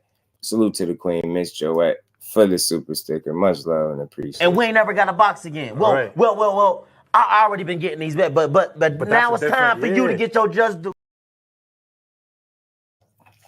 We gonna keep playing this. Y'all punch the like button, sub to the channel if y'all haven't, man. Dante All Boxing Talk, what it do, homie? Keyshawn had a nice community day for the kids in Norfolk. Yeah, man, talk about it, man. Andy Cruz is hunting kid Keyshawn. Keyshawn gonna be ready for it, man. Man, who he's talking to, just he just won't say else for 24. Right. Oh, yeah. Got him up out of clip them. Bye-bye. See you tomorrow. Yeah, he came in with the jersey disrespect. How you gonna do that, man? You know what I mean? Shout out to Keyshawn Davis, man, putting on for them kids, man. That's dope. That's the stuff that people don't talk about enough, man. And again, he get a lot of flack for selling himself and being very aware of the camera and you know, knowing how to sell and promote himself. But at the end of the day, I think that's a solid fighter, man. It's a good, damn good fighter. We ain't seen the best of him by far, man. You know what I mean? Salute to Keyshawn Davis, man. Jersey, our home Jersey. Yeah, he came in with the disrespect. I'm like, man, should I try to keep it light? I ain't want to let him ruin my energy with that. But I'm like, dang, you gonna come in with the disrespect to Jersey like that, man? Jersey out here putting on, bro. You know what I mean? You got Shadeja Green from Patterson, New Jersey. You got Raymond Ford from Camden, New Jersey, man. They putting on, man. Jersey is rocking out, bro. I think Big Bang Zane from Jersey. You know what I mean? Out in Jersey with it. About the fact that WBC gave him an extension to figure out who he was gonna fight, and he chose Regis. Yeah, facts, D1. You know it, because they don't like the facts. They like the BS. They like the rhetoric, man. They don't like the facts. They like fiction. Gotta respect young man Keyshawn for giving back. Absolutely. Jordan need to fight on pay-per-view because the top-ranked business model. Count how many PPC guys have to fight on pay-per-view in order to make some decent money. Great point behind the hands. And again, that's why I say people got themselves food. And Khalil Cole, pardon me, Khalil Cole too. Excuse me. I knew I was missing somebody. Khalil Cole as well. And I rock with him. I follow him too. Salute to Kano. You're right. Excuse me. Khalil Cole is another one. Big Bang from Bloomfield. Right. And again, that's a great point, bro. That's a great point. Salute to the queen, Miss Joette. I'm telling you, man. So it ain't. And again, I'd rather be able to access your fight for free anyway. Because, again, I'm not here to just see you get paid. I'll support it anyway, right? But, again, you know, I'm able to see you for free. That's great. And salute to Khalil Cole. He's another one that's nice. Patterson, New Jersey. Yeah, man. Putting on, man. Salute to Phillies, man. Yeah, man. Shadeja Green is like that. Know what I mean? Know what I mean? Zane is definitely repping Jersey. Right, Ant. Right. Salute to him, man. Y'all punch out the like button for you, bro, man. Punch it out one time. Sock it out. Part twice. What it do, homie? How you feeling, bro? Shout out to Big Bang, man. Well, we got some more. We're going to play some more of this, man. We're going to play some more. Last week was something. Not so much because of you and Regis. Yeah. But so that was really his strength coach? Yeah. Talking all that shit. Yeah. That was a lot of shit. Nah, but you saying you were getting knocked out. Like, he's famous now. Ariel, you didn't I know. I actually tried to memorize his name, and I don't even remember his name. Yeah. Do you remember his name? Evans Tobler. No, I wouldn't want to remember. I'm not trying to be disrespectful towards him, but like, you don't often hear a coach speak like that. Right, behind the hands, Evans Tobler. Yeah. Well, especially, yes. But even if it was like any coach trying to hype his guy, like he was being very, I found it was like a little too disrespectful. He came out very disrespectful. Like that, yeah. You know, I appreciate Shadeja, man. She gave me the interview, and she's solid like that. She's solid, man. I rock with. Salute to the queen, to the soon-to-be champ, Shadeja Green, man. Repping Patterson, New Jersey. The best kept secret. That's not a secret no more. Everybody should know about Shadeja at this point. Evans Tobler, right. I got it right. Evans Tobler for the win, man. Drop my version of round 12 corner talk. Check it out. Definitely part twice. Definitely, bro. Definitely. I don't think his real coach couldn't make it. So he was trying to like seize the moment. Yeah, you know, he's trying to make a name for himself, and he did. He did a good job of it, and he's building the fight. So I'm not mad at him. You know, See? He didn't piss you off. I might give him a tip after the fight for making the pay-per-view go up, getting me some more money. But you're sitting there listening to this, and he's saying you're gonna get knocked out. You haven't fought anyone. All this stuff. And like he's never fought anybody. He's never. Well, I know that. He's a stripper. Yeah. So he needs to talk about some weights and some ab routines and some stuff like that, and let the fighters talk. It was funny when Regis at the end, he's like, "I'm done with these clowns and all that," and he's like, "What are you talking about?" Yeah, he's talking about his clown ass strength. Yeah, I love your dad though. Is your dad here? Nah, he's not. Your dad is the man. Right. Yeah, your dad has your back. I love your dad. Yeah, my dad, he's amazing. I wouldn't be here if it wasn't for my dad. Right, salute to Bill Haney, man. My dad is seizing the moment. Yes, he was going back at him. Yeah, nah. One thing about it, anybody say anything about me, my dad's gonna be down your throat, and I love it. Okay, so when you guys are going back and forth, is there any part of you that is just like, can you guys do you want to interact, or are you happy that they're just taking away all the shine and let them, build it up? It's fun. It's fun. You're okay with that? No, I'm okay with it. Like I said, I want to give the guy some the strength coach. I want to give him some fame. He's building the fight, and my dad's gonna just. I know my dad's gonna. He's as soon as he sees something like that, he's like a dog off the leash. He's gonna get on him. So it's fun to watch. Like I commented on it. I seen it on my Twitter. Them two going at it. And what's crazy, my dad was by himself. He wasn't even like with anybody. It was like their little clique, and it was my dad. He was just going back and forth with them. It was amazing. I just commented all laughing emojis because it was funny. It was amazing. It was very entertaining. I could ask, since we were talking about percentages, what is the percentage breakdown here for this one? So the thing with Shakur is I offered him a flat rate. And he said he didn't want a flat rate. Okay. So with this fight, it's just Regis Prograis getting a flat rate, and I'm getting what I'm getting. Okay. Are you getting more than Regis?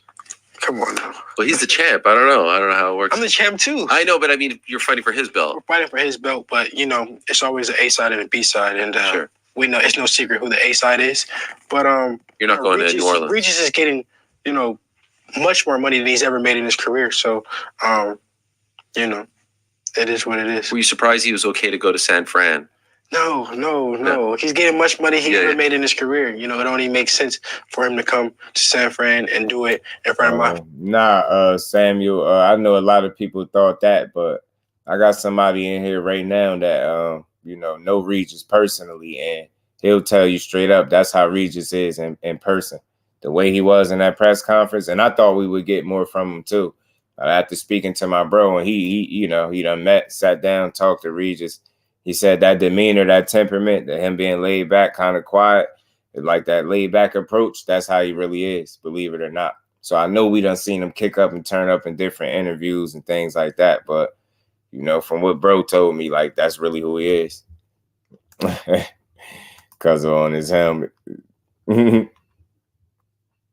Fans, his last fight, he did it in front of his people, his fans, and it wasn't a sellout. It wasn't a lot of people didn't come out and support. I'm sure people came out, but it wasn't just it wasn't a big event like it is in San Francisco.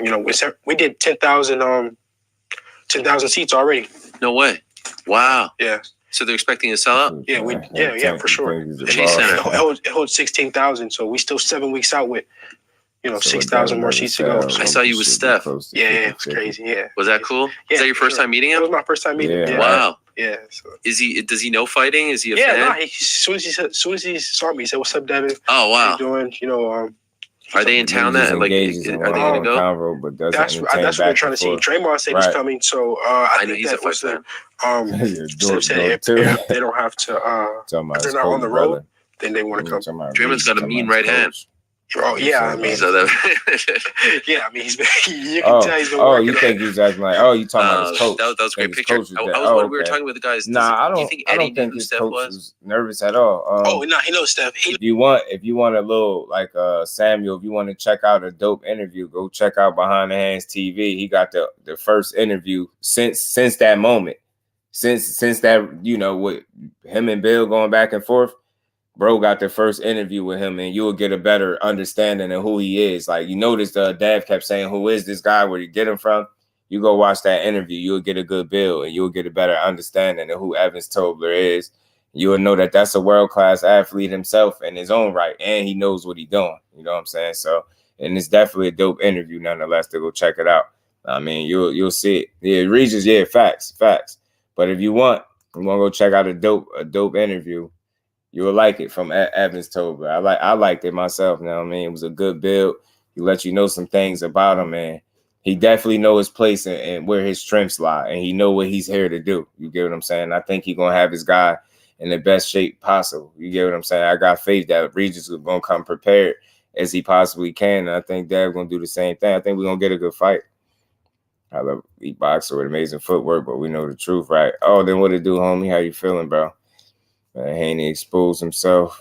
He will fight Tank at 40. We know why he doesn't mind fighting him at 140, because he thinks he'll be strong enough for Tank. In my opinion, I don't believe him. I feel you, bro. Salute to my bro. Oh, then Ghost, what it do, homie? Send him to heavyweights, not super middle. Salute to the Queen Sheena as well, man. Peace and blessings to the Queen. So he's not a male stripper. Nah, he a real dude, man. Solid dude. And you're, oh yeah, Rome, go check out Behind the Hands TV. Go check out the Evans Tobler interview, bro. You'll rock with it. You know what I mean? If you ain't sub to the bro, go check him out. That was Regis in a flat fee. It should be 45 Regis, 55 Devin, to make it honest. And I don't even know what to think about that, to be quite honest with you, because, you know, Regis ain't spoke on none of that. But I don't even know what to make of that comment either. You know what I'm saying? Flat fee. He's saying, you know, I'm getting what I'm getting. He said it with a smile, like, you know, Regis got his flat fee and I'm getting what I'm getting. But I don't know, you know, I don't know the extent of the contract and no their business. He the only one that spoke on it. The champion, not the challenger, and Devin ain't nothing but one for pay-per-view. Yeah, so I don't know what to make of that. Yes, he knows Steph, but he doesn't know anyone else. He doesn't know anyone. I wonder if Steph knew Eddie. Probably not. No, he didn't. No, he didn't. I was telling Eddie about different guys. Like, oh, that's Klay Thompson. Oh, really? That's Draymond Green. He didn't know Draymond Green. Really? He doesn't know Klay Thompson. Right, Will. But obviously he knows Steph Curry. But if you think about it, Steph Curry is one of the most famous people. Oh yeah, I'd be shocked if he didn't know. Yeah. I was wondering if Steph knew Eddie. Yeah, no chance. He's not on that level. He's just big in the UK. No, of course, yeah. But he's doing. I mean, he's getting more and more known here. Right, for sure. You're going back to San Francisco. There hasn't been a big fight in San Francisco since like Floyd fought there in 01. Yeah, I know. Andre Ward, Oakland. It was yeah. Oh, you talking about San Fran? Yeah. So this is huge. No, this is massive. Yeah, especially never been a fight at the Chase Center, right? Of any kind, not even UFC. Yeah, so it's been like, it's amazing. Especially, you know, just for my people to be able to come support me. I've been fighting in Vegas, you know, where it was a mixed crowd, people against me, people with me. Australia, obviously, right? And now I get to fight in front of, you know, a whole crowd that's there for me. So it's gonna be new, but it's gonna be fun. What did you make of Regis's last fight? His performance. He didn't look good. I don't think he looked good. Was that on him or was that on the opponent? I mean, he fought a crafty, like, you know, awkward type opponent, but I don't know. Were you surprised? It was a replacement opponent. Yeah, you know, it was a couple things. Yeah, I was surprised. Because I didn't know the guy that he was fighting. I never seen him fight, so I thought, you know, Regis was gonna go in there and blow him out the water. But he did it. He said in the press conference that the only reason you're taking this fight is because of how he looked in that fight. That you think that now maybe... Yeah, no, I caught him out before that. Yeah. My dad actually went to that fight to go scout and go look at him, see how he looked and everything, because we knew that he was, you know, one of the guys that we could fight, that possibly we could make happen. Right. And so, yeah. But... you had your eye on him. Yeah, I caught him out before that. Right. I talked to Eddie about making that fight before that. And but he's clearly, you know, he doesn't feel good. He's not happy with the performance he put on. So, of course, he's going to say that. Why is he trying to say that you tried to scrub one of your losses? What is this? What is going on here? Yeah, I mean, have you ever heard of that? Like, no, I've never. Like, actually, like we hear about crazy stuff in boxing, crazy stuff. Yeah. Like, we've never actually know somebody that actually did that, right? I don't know. No, I've never heard of that. Right, that's like some movie type. Like that you paid. Yeah, he had a, and the thing is, Ash, not only was he a replacement opponent, because remember, Regis was supposed to fight Liam Paro. You got to factor in it was a homecoming fight. You know what I mean? You know, hometown fight, however you want to phrase it. And, you know, sometimes guys put a lot of pressure on themselves. I'm not giving them an out. It's just the reality. Like, and I think some of that played into his performance. You get what I'm saying? Worried about a lot of different things that he normally typically doesn't have to worry about.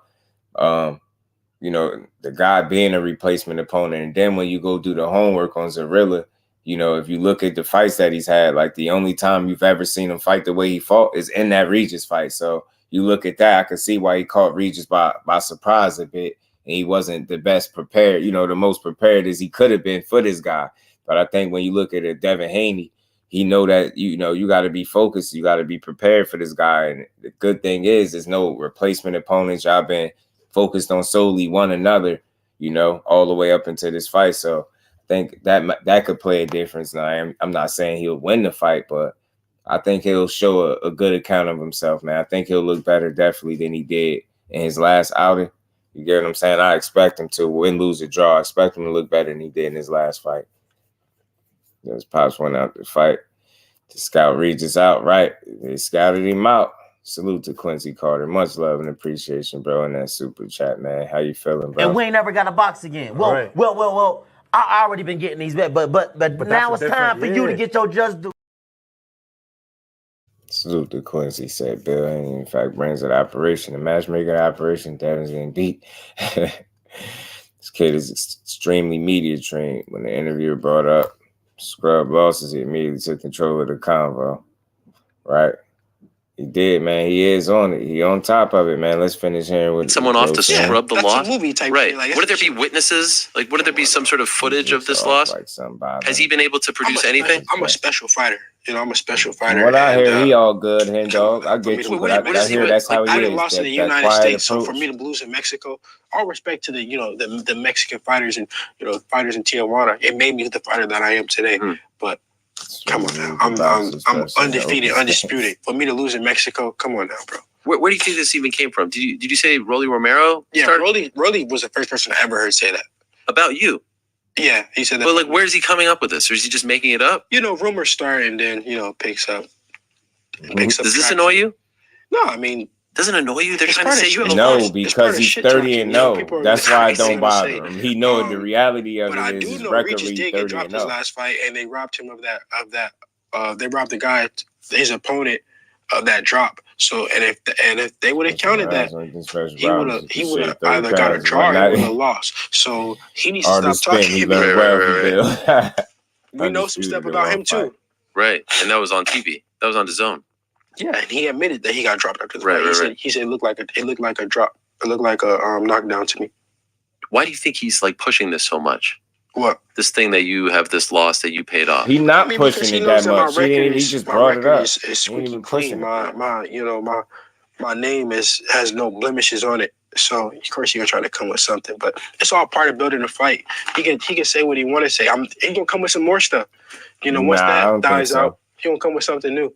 Mm-hmm. So it is what it is. You know this. I know this. People are coming at you left and right. Then I saw Leonard Ellerby say you're not a big enough fight for Tank too. People are why are they taking so many shots? Why so much disrespect? I know it's the shit talking game, but it feels like a lot of people don't want to give you your flowers. They hate the greats. They hate them, and then don't I know it? Yeah, they hate them. Come on, you know how this. They hate you, and then they respect you when it's all said and done, and they can say what they want to say. I'm just gonna keep winning, keep beating whoever they put in front of me, and yeah. Which fight has a better chance of happening down the line? You versus Tank or you versus Shakur?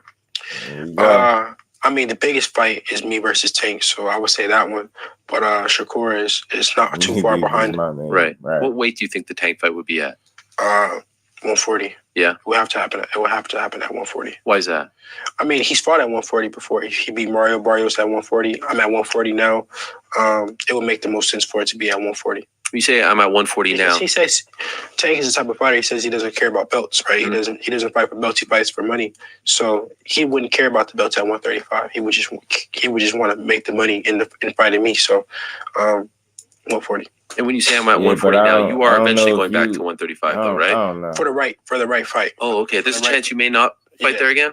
We got to see, you know, if it's the right money, the right fight, then I'll be at 135 again. Okay. But, you know, my body's just maturing and my body has grown so much since, so he wouldn't care about the belts at 135. He would just want to make the money. Man. Let me run this back. Why is that?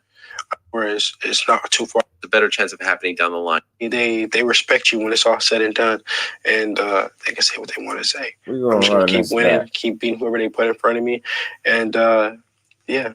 Which fight has a better chance of happening down the line? You versus Tank or you versus Shakur? I mean, the biggest fight is me versus Tank, so I would say that one. But Shakur is not too far behind. Right. What weight do you think the Tank fight would be at? 140. Yeah. It would have to happen. It would have to happen at 140. Why is that? I mean, he's fought at 140 before. He beat Mario Barrios at 140. I'm at 140 now. It would make the most sense for it to be at 140. See, respectfully, it'll make the most sense for it to happen at 140 for you, if we being honest, because that's your new home now, right? And there's no shade there at all. But you can't say it'll make the most sense. It'll make the most sense for you. Tank at 135, but I do understand why you feel like it'll make sense. At least he's had a fight up at 140, so you feel like he'll be willing to come up there. Then you said something about he'll be looking, he don't care about the belts, he'll be looking to make the money with you. And it's like, I don't know, are you the money fight at 140 after beating Regis? If that's what you're saying, I don't know if that's the case. I don't know if that's you the money fight in that regard, right? I'm not here to try to talk about draws and all that, but I don't know if he's necessarily a money fight. He definitely be a champion, and it'll always be a meaningful fight, in my opinion. But I think when he says, 140 makes the most sense, I think he's speaking for himself. You get what I'm saying? I think 140 makes the most sense for him, respectfully, because that's his new home. And I get why he feel like it's an opportunity to make the fight, because we all know that Tank had the one fight in Mario Barrios in which he knocked him out at 140. So we'll see. I'm saying, if you would move to 135 for Tank, why does it have to happen at 140? Drop them belts, boy. That's why I say you can't play on both sides. And then you saying for the right fight and the right money, that's only one guy, that's Tank. That's going to give you exactly that. So you kind of leaving both options open. You saying on one end it'll make most sense at 140. I think that's you telling us where you would be more comfortable at. Respectfully, I think you're saying you'll be more comfortable there. But on the other end, you saying, for the right fight and the right money, you'll go to 35. But then you also set the table by saying how you've grown, and that I'm gonna just play it, man. Let me just play it. You say I'm at 140 now. He says Tank is the type of fighter. He says he doesn't care about belts, right? Mm-hmm. He doesn't fight for belts. He fights for money. So he wouldn't care about the belts at 135. He would just want to make the money in fighting me. So 140. And when you say I'm at 140 now, you are eventually going back to 135, though, right? For the right fight. Oh, okay. There's a chance you may not fight there again. We got to see, if it's the right money, the right fight, then I'll be at 135 again. Okay. But the right money, the my right body's fight. just maturing, and my body has grown so much since the beginning of my career. I started at 135 when I was 17.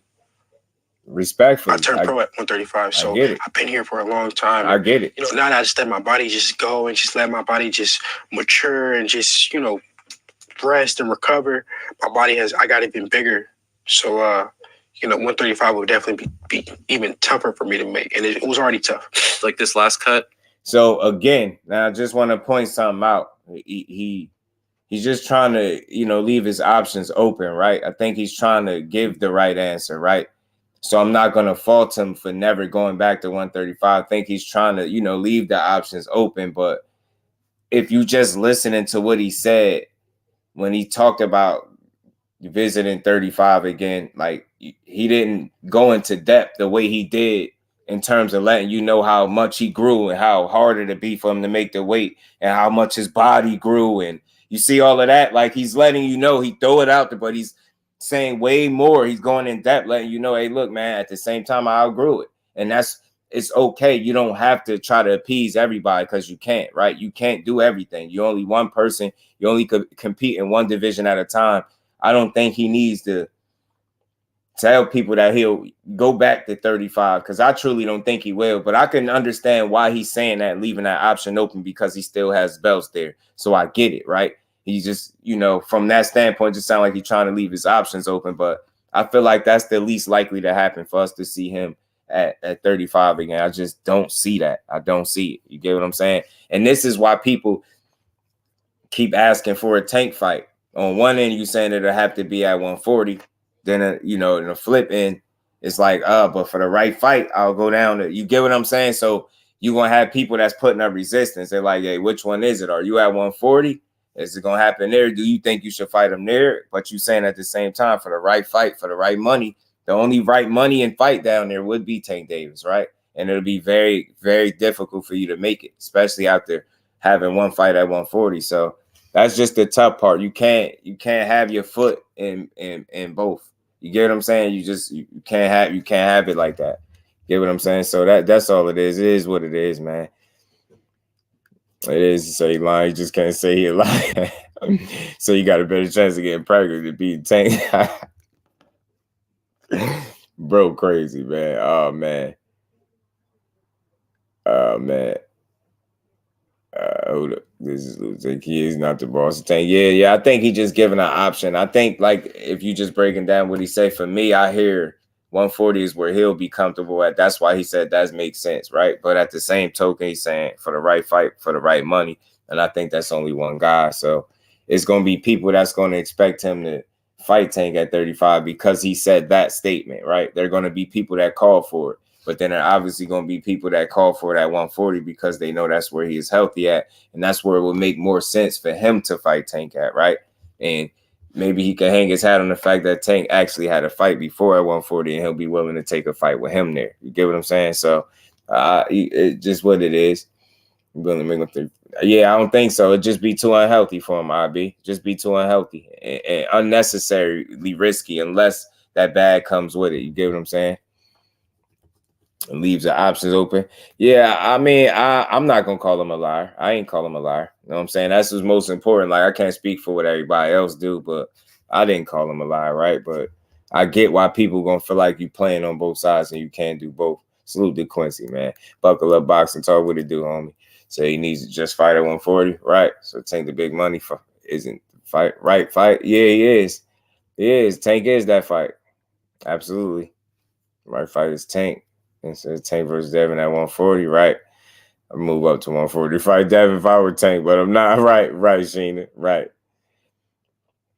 Car sees 10 fool. L Boxing, what it do, homie? How you feeling, my bro? The fax machine is in the business, all line smoking mirrors.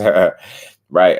These fights gonna always come up, you know what I mean? And I just play the interviews as you know, as they come up and we break them down, man. But I always give everybody a fair shake. And like I said, I just thought it was interesting, man. That'd be a fun fight, to be honest with you. I ain't telling Tank he should jump up to 140, but I'm not against seeing that fight at 140. Hell no. I would love to see it, you know what I mean, if I could. Man, facts. You already know, man. It's just a nice, good old smooth conversation, man. You get what I'm saying? I think I'm in the back of his mind. He knows going back down.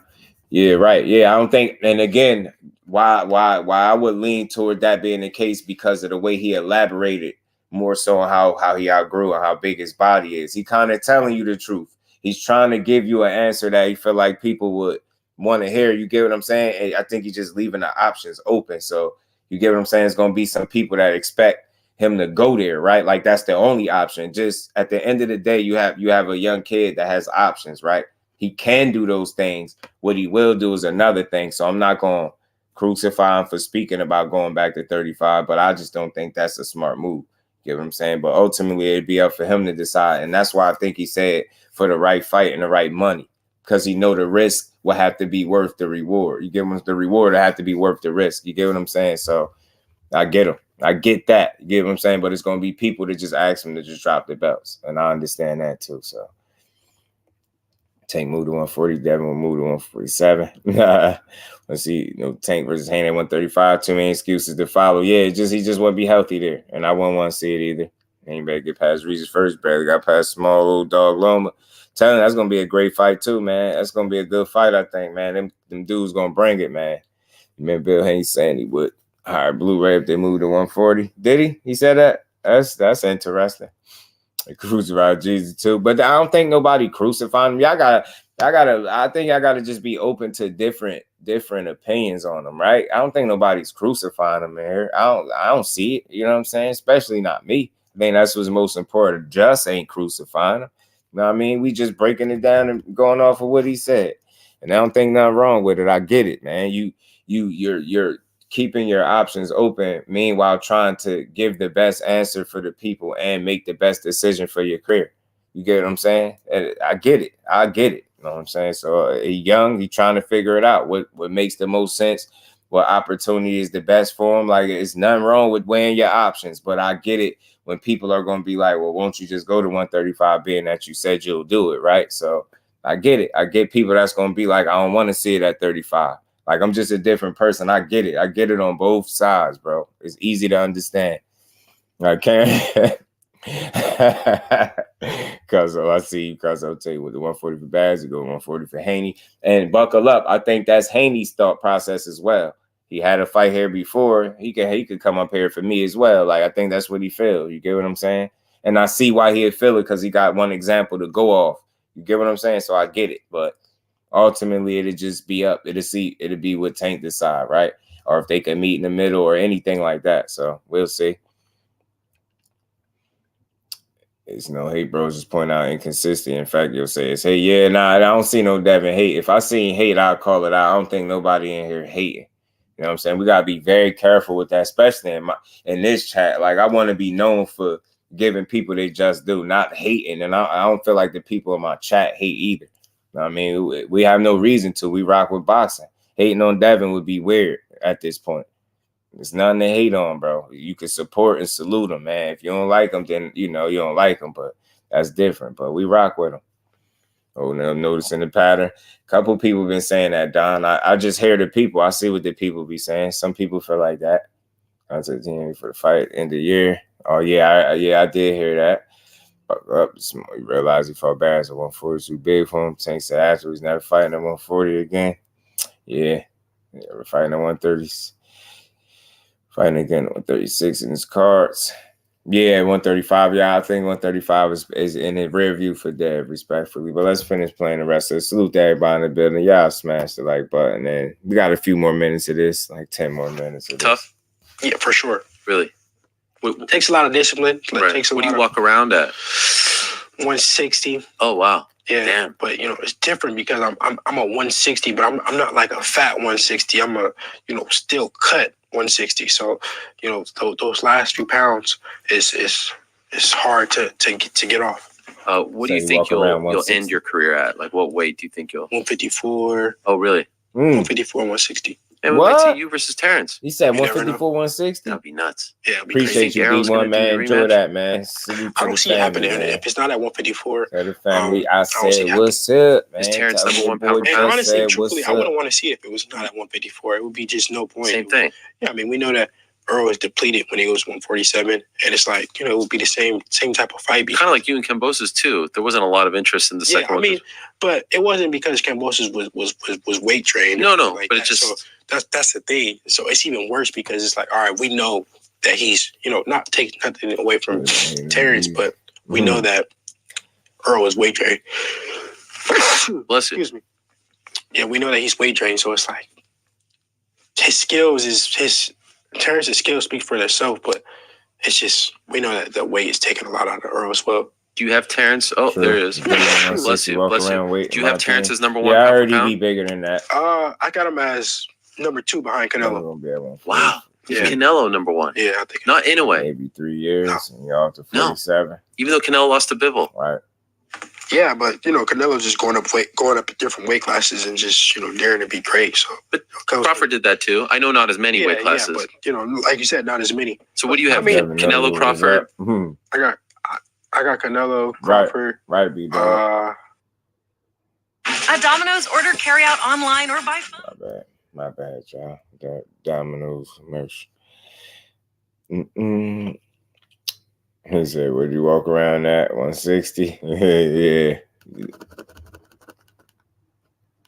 Fury.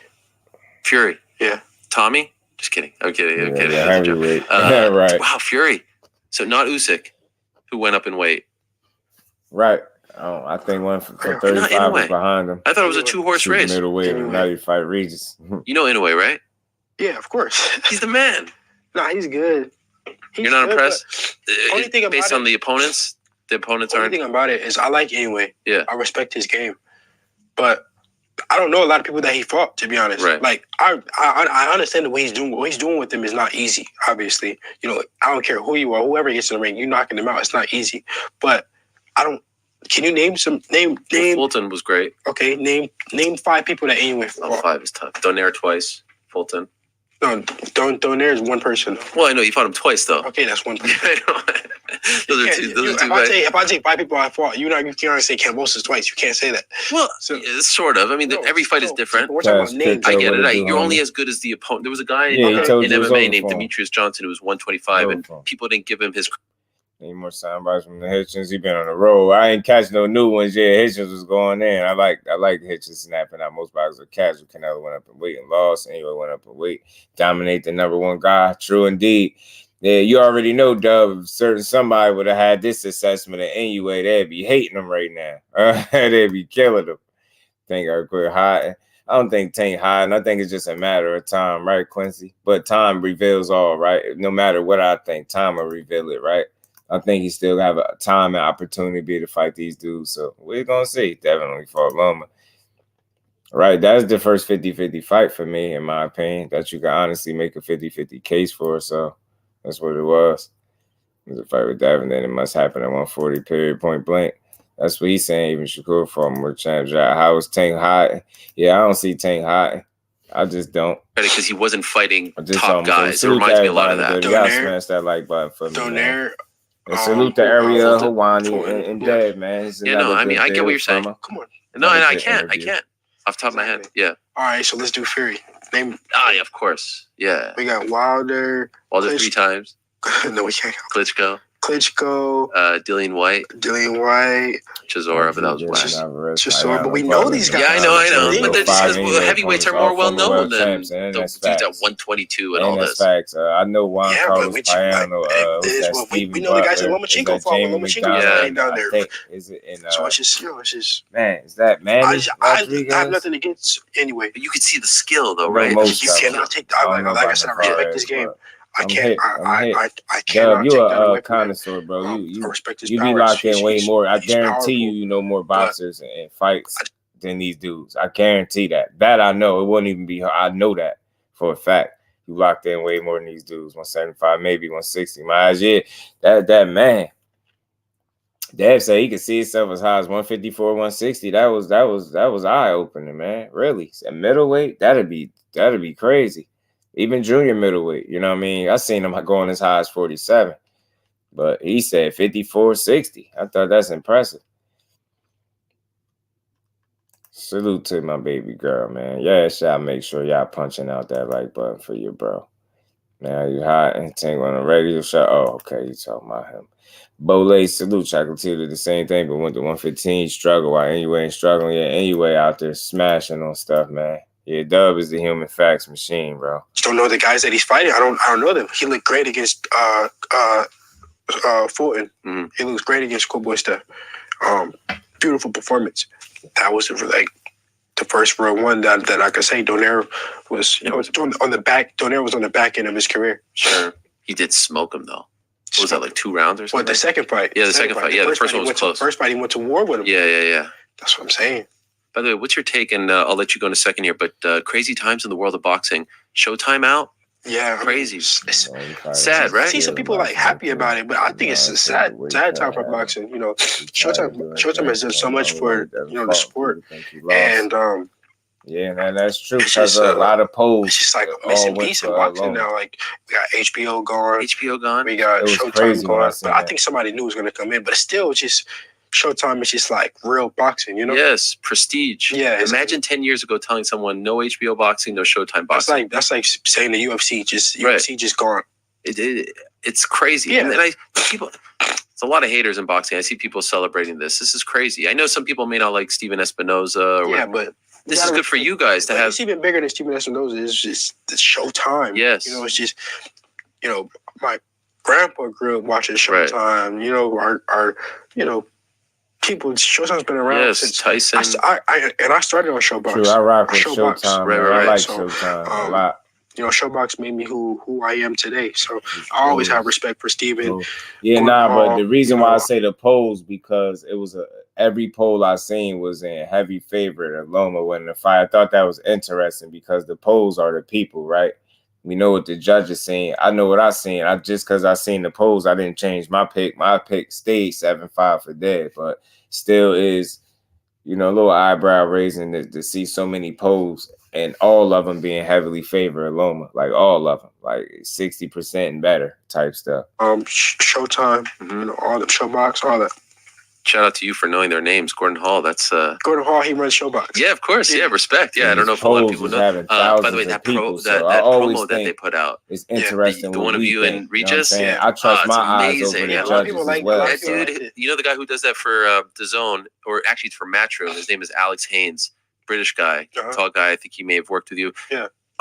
He kills it with those promos. That one was so great. You guys whispering and all that shit. No, did you like it? Yeah, a lot of people liked it. When I first seen it, it was like, all right, like you weren't blown away. Yeah, right. I've watched it like 10 times. My dad, he was like, L-Dub is the human fire. Yes. And when it dropped, everybody was saying how crazy it was. Oh, it was great. I loved it. There's like an intensity. Like you do something so you already know what you're gonna say. Sure. Like, all right. But when you see it together and both of you guys back and forth. By the way, I like the teeth here. What do we got over here?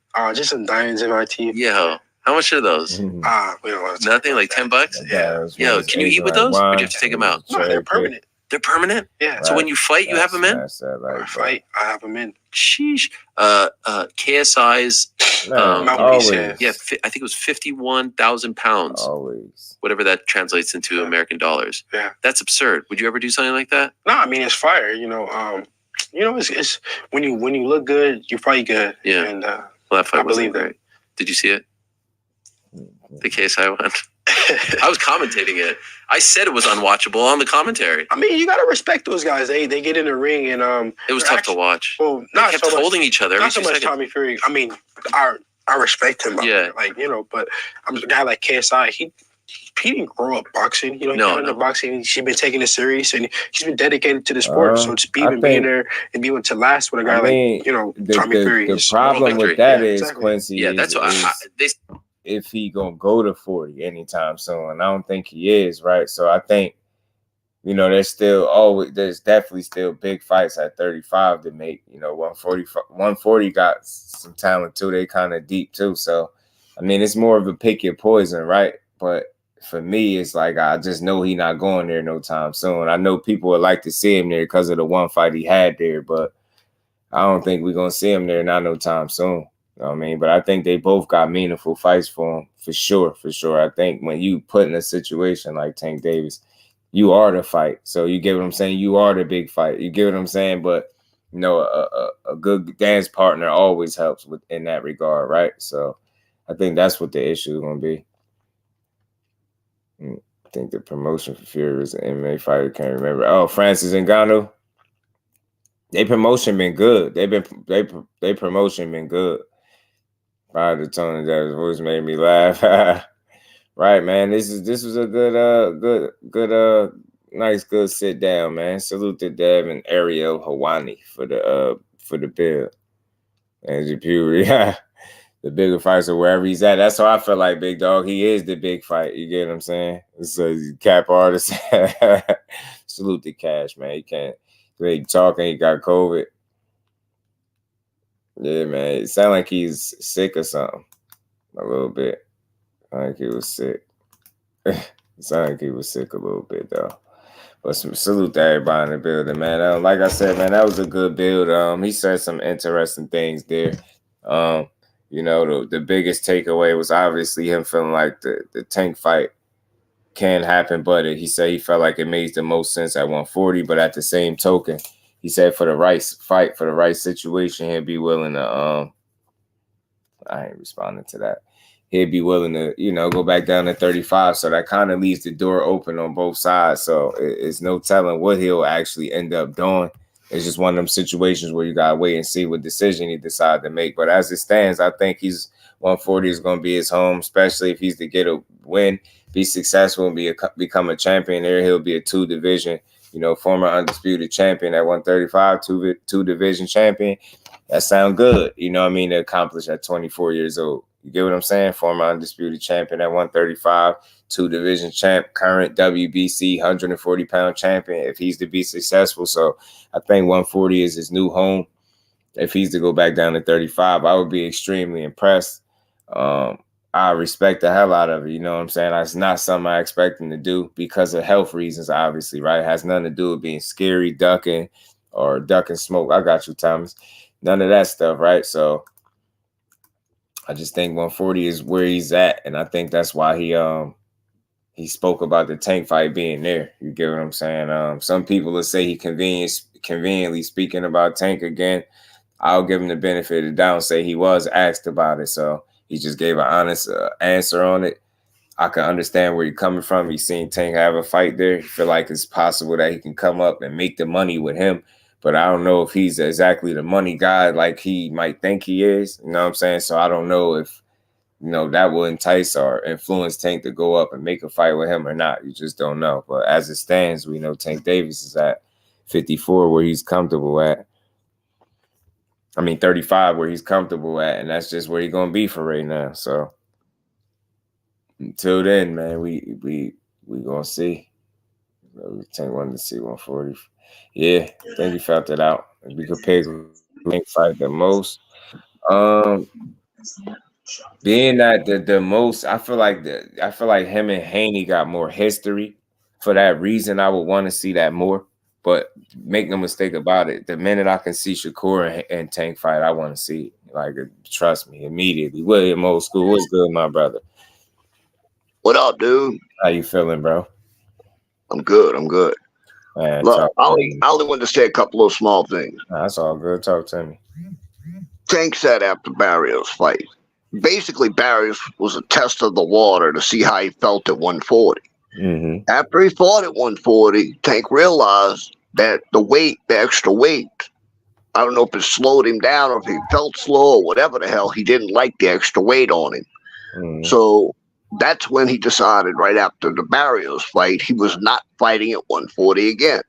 Knockout boxing, everybody keeps trying to drag Tank to 140. Tank already said he's only fighting a few more times before he retires. So all these people trying to drag that man to 140, it is not going to happen. Tank's going to do a few more fights at 135. Then, like he said, he's going to retire.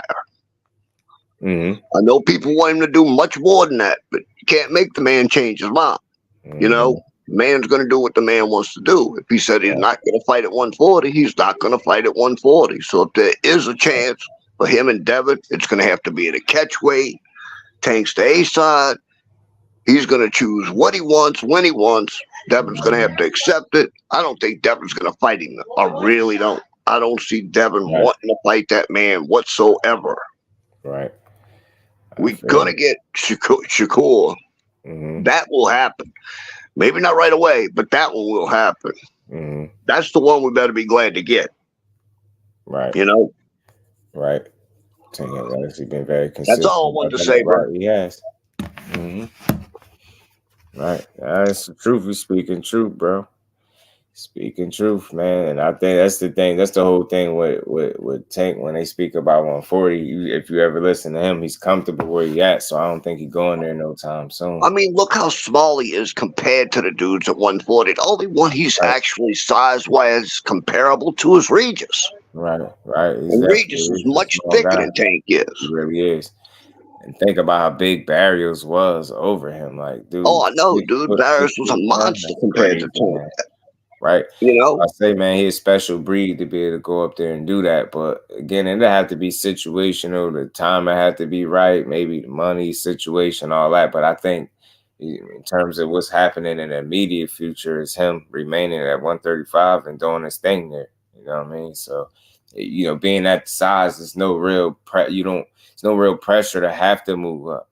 Because all that will be doing is truly moving up where other people would be more comfortable at if you being real. You get what I'm saying? And why should you have to sacrifice that when he is the big fight? So right. Then when you got a guy exploring saying for the right fight, for the right money, he'll go back down. That sounds like a halfway invitation to Tank Davis, if you get what I'm saying, because that's the only guy that's providing that. That's the only guy that fits that bill. So right. We could get Loma, you know, versus Tank. And I have a feeling maybe that's what they're working on for a big fight, because Loma's been silent, Tank's been silent. Right.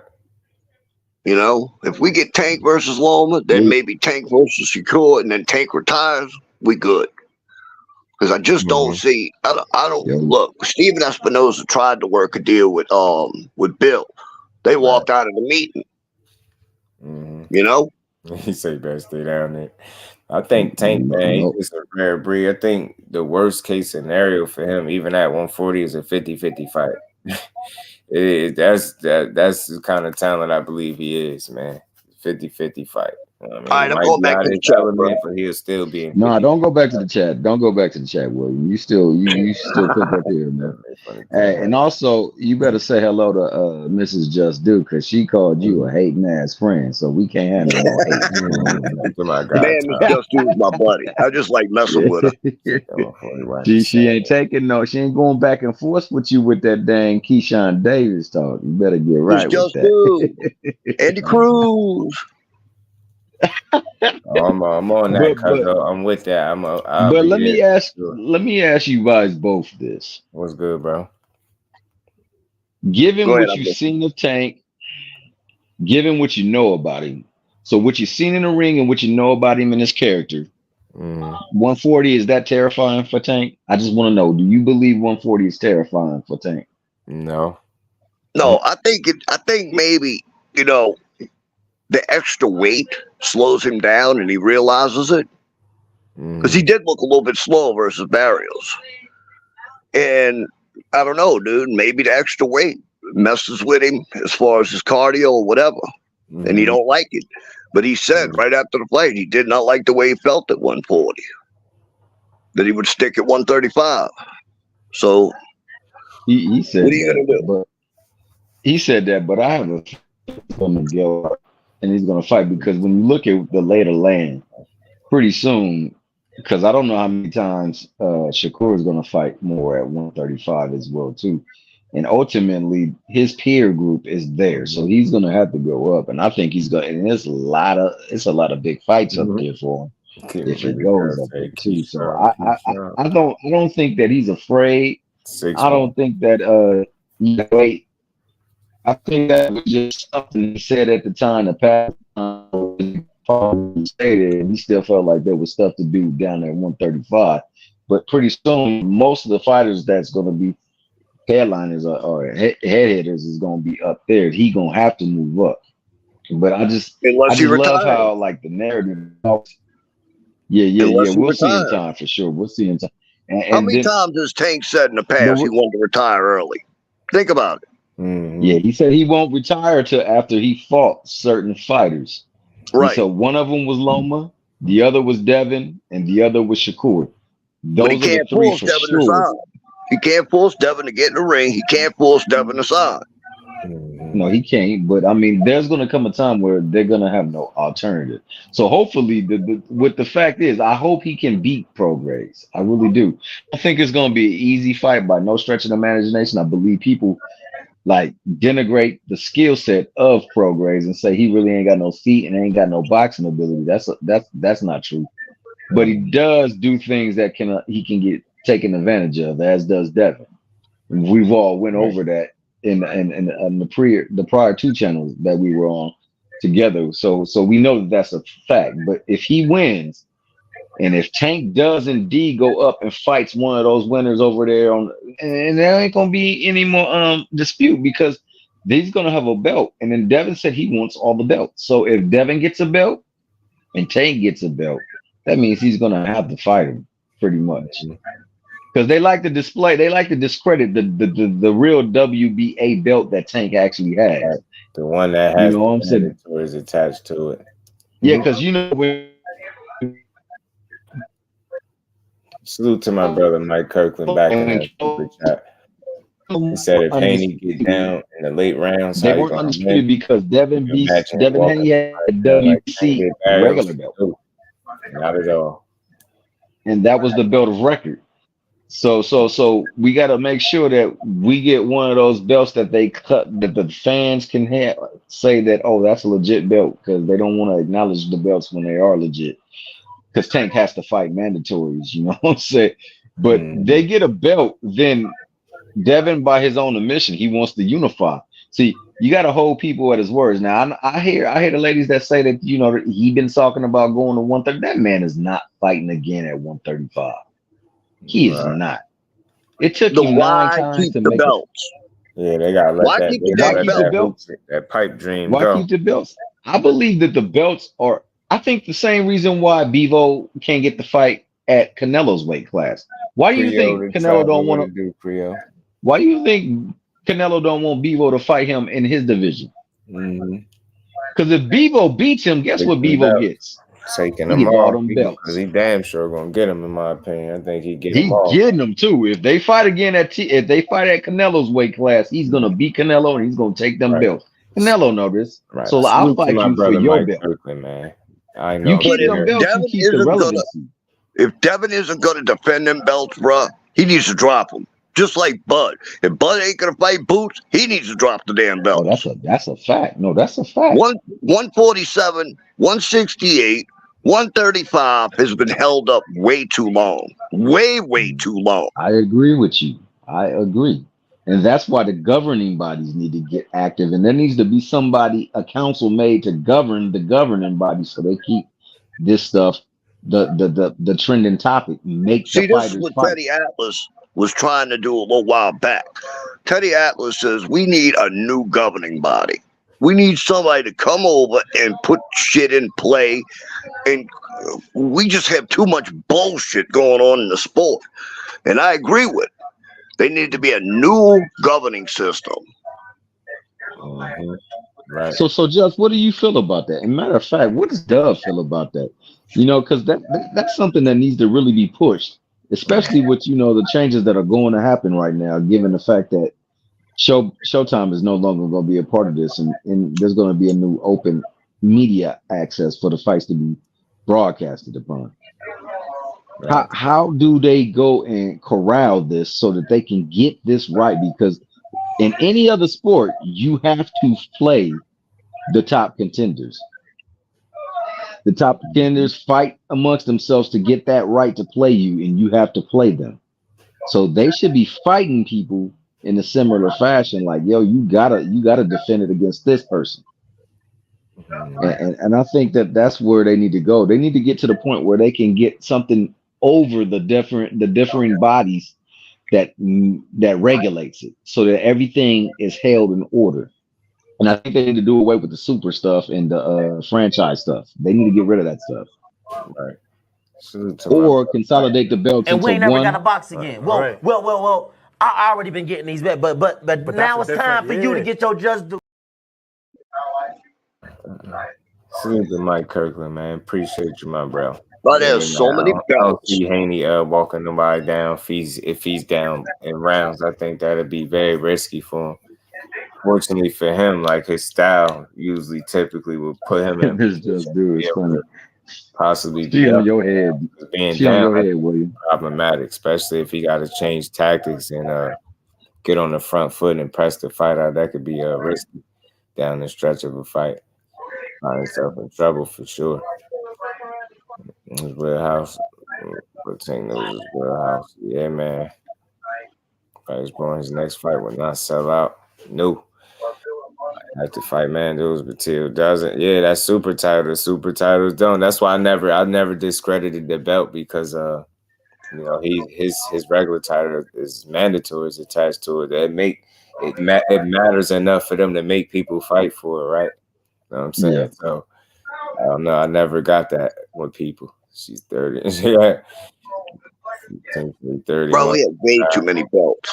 We need to start eliminating these belts. We should have one title for each sanctioning body, plain and simple. Right.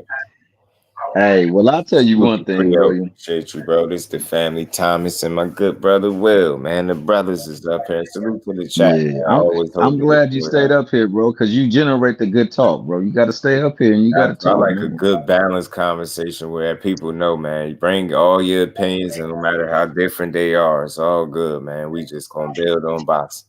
It's a lot of good potential outcomes, man, up here, man. These fights need to happen. That's why I felt like talking about this one. I was why we here, why I got y'all here, because I know we've been building on this Haney interview for the most part. But what y'all think about Andrade feeling like Benavidez is gonna be a heavyweight soon, man? Yeah, I think the size is gonna be how much of a factor on fight night. And he also said he feel like his power is gonna be enough to earn the respect of Benavidez. Said, okay. I gotta see it, Mike. One day you got to get up here, Mike. You already know the key is under the mat, Mike. You know what I mean? Definitely is under the mat, man. There you go, right there. There go that Mac, that key under the mat, right there. Click that bad boy. Pick it up. Utilize it. Utilize it. And salute to the Queen. Key was over there cooking, man. It's on fire. Yo, that's why I like to drop the link. I want the people that have the difference of opinion to come up here, because y'all could speak for the people that don't want to come up here that might think the way you do, right? It's all about give and take. I'm not an ego-driven content creator. I don't care about being right or wrong, only when it's the facts involved. But other than that, I don't care. We just build, man. We just build. We got to. Yo, Key was cooking. She stewed that roof for about 45 minutes. Yeah, she was on somebody. She was on they tail, giving them straight facts, visualization. Right, Quincy. Right. That's what it's all about. Good, all love, man. For me, I just like to share the information because I feel like I respect people boxing brains. So if you say something different than me, I'm going to welcome it. I ain't going to be like, I disagree, cuz. Nah, I ain't got to disagree. I want to hear what you got to say, man. I welcome a difference of opinion, different perspectives. We all so go sometimes, man. I say this all the time. If you got 3 judges sitting there at the fight, you see the different things. You don't think we can see something different sitting at home from where we be all across the world? You definitely can see different stuff. So it's all good, man. It's a lot of times people don't realize there don't be no right or wrong answer with this boxing. You know what I mean, very disrespecting boxing right now. Absolutely, he been playing boxing for a long time. I think he's trying to say right and wrong happens in the ring. And then Usyk is next. They saying after this Ngannou situation, but you gotta take it with a bit of a grain of salt, because I don't know, man. This dude, he said he want to be a billionaire. And I don't think he care about fighting actual fights no more. He got to prove to me that he wants to. I mean, if Andrade going back shows up, go ahead, the old Andrade, if he can pull something out of himself, not the one we saw in the last couple of fights. Benavidez has a lot of holes, and he could exploit it. Right. And I could see him actually beating Benavidez if the old Andrade shows up. As far as Benavidez moving up, I could see that too. He's got the size. Just sub to your channel, okay? I didn't know. I'm on. We are locked in. Notifications on. We here for it. Gotta make sure I'm sub to everybody that got a channel in here. The thing is with Benavidez, does he have enough power at higher weight? Right. The Creole, yeah, man. Yeah, this channel for the people, man. Everybody get their just due, even the people in the chat, the family too. When y'all cooking, y'all get y'all credit just the same way a boxer would if he went in there and beat somebody ass, you know? That's what I'm about, giving people their credit, man. Letting people know. I'm the guy that let everybody know I understand everybody. I get it, man. You know what I'm saying? I just get it. I get everybody's perspectives. And sometimes people be tripping, but for the most part, I'm a guy that get it. That's why we don't argue over here, because we understand this boxing too much to have to argue it. So we discuss, we build on boxing. We don't argue. Man, nah, Queen. It's refreshing to hear, you know, the ladies cook like that, man. You know what I mean? Because y'all already know Ashley's corner, man. She's another one. She definitely. Ashley always cooking. Yeah, Ash don't be holding no punches too. She tell you, man, how much I appreciate it. Yeah, man, definitely, man. You already know. Yeah, right. You already know. Mike, appreciate you always, bro. Always. Salute to the queens in the chat. Always. Y'all be cooking in the comments. I be seeing y'all. I be seeing it. We be seeing it. Salute to the queen, Miss KO, as well, man. Queens of the chat. But yeah, man, it's yeah. So going back to that question, I could see. Oh, go ahead. My bad, Jess. I was about to say, Benavidez, I think he's gonna be pretty big on fight night. I do. I think each fight is a one step closer to him not being in the division and at 68 no more. And he said recently, you know, he had about 3 fights left there, and he wanted to get up out of there, go to 75. So. Like I said, I think each fight he's on borrowed time. I think that's just a big guy. The most recent picture I seen him, he looked pretty solid. Like he looked heavy. You know what I'm saying? So I know one thing: he better stay away from Bivol. He better not play too long with the weight either. You know what I'm saying? They felt like last weight cut. He can't play. Frosty Bill will beat the hell out of Benavidez, to be honest. Right. They felt like his last weight cut did him kind of bad. People felt like he was a little extra skinny. And then when he rehydrated, he just didn't look the best. Felt like if it wasn't for Caleb playing truly gas, then he would have lost the fight. So, again, he got to show something again. He got to show something in this fight. He's still proving it. That's why I like Benavidez. And you got a worthy opponent. I just want to see the best physical version of Andrade. The skill will take care of itself. That guy is in a tip-top shape, which I want to see. And Father Time ain't hanging on his back in the ring. We're going to see a good fight, man. That's what I'm – I believe it's going to be a great fight. Lose or draw, I just need to see it. I need to see me a good fight. Here's a question. Now, which one do y'all think? Which one do y'all think has the better chance of beating Canelo? Andrade or Benavidez? Honestly, man. I would lean towards Benavidez because of the youth and style. You know what I mean? I think Canelo has a tendency to be lazy if you allow him. You know what I'm saying? If you allow him, I think Benavidez got the kind of style that'll push him. The pace, he'll push the pace on him. So either he's gonna sink or swim in that fight. I think either he's gonna get knocked out or he's gonna beat Canelo up. I don't think he's gonna stop him, but I think there's no in between there. I think either he mess around, gets stopped by the veteran, or he beats him through the activity and will. Things like that. Stiff jab, keeping the jab in his face, his length, and things like that. You know what I mean? Or the inexperience of Benavidez is gonna come back to haunt him and he get clipped or something. But to see Canelo outbox him, I'm not saying he can't, but just looking at the styles, man. If that's a tough style matchup for Canelo, I believe. There was a reason why Canelo, a while back, picked that fight with Benavidez at that press conference. Well, let's say Andrade. That was an excuse to stay the hell away from Andrade. Absolutely. Yeah, I believe Andrade will be the tougher fight because the skills that he has.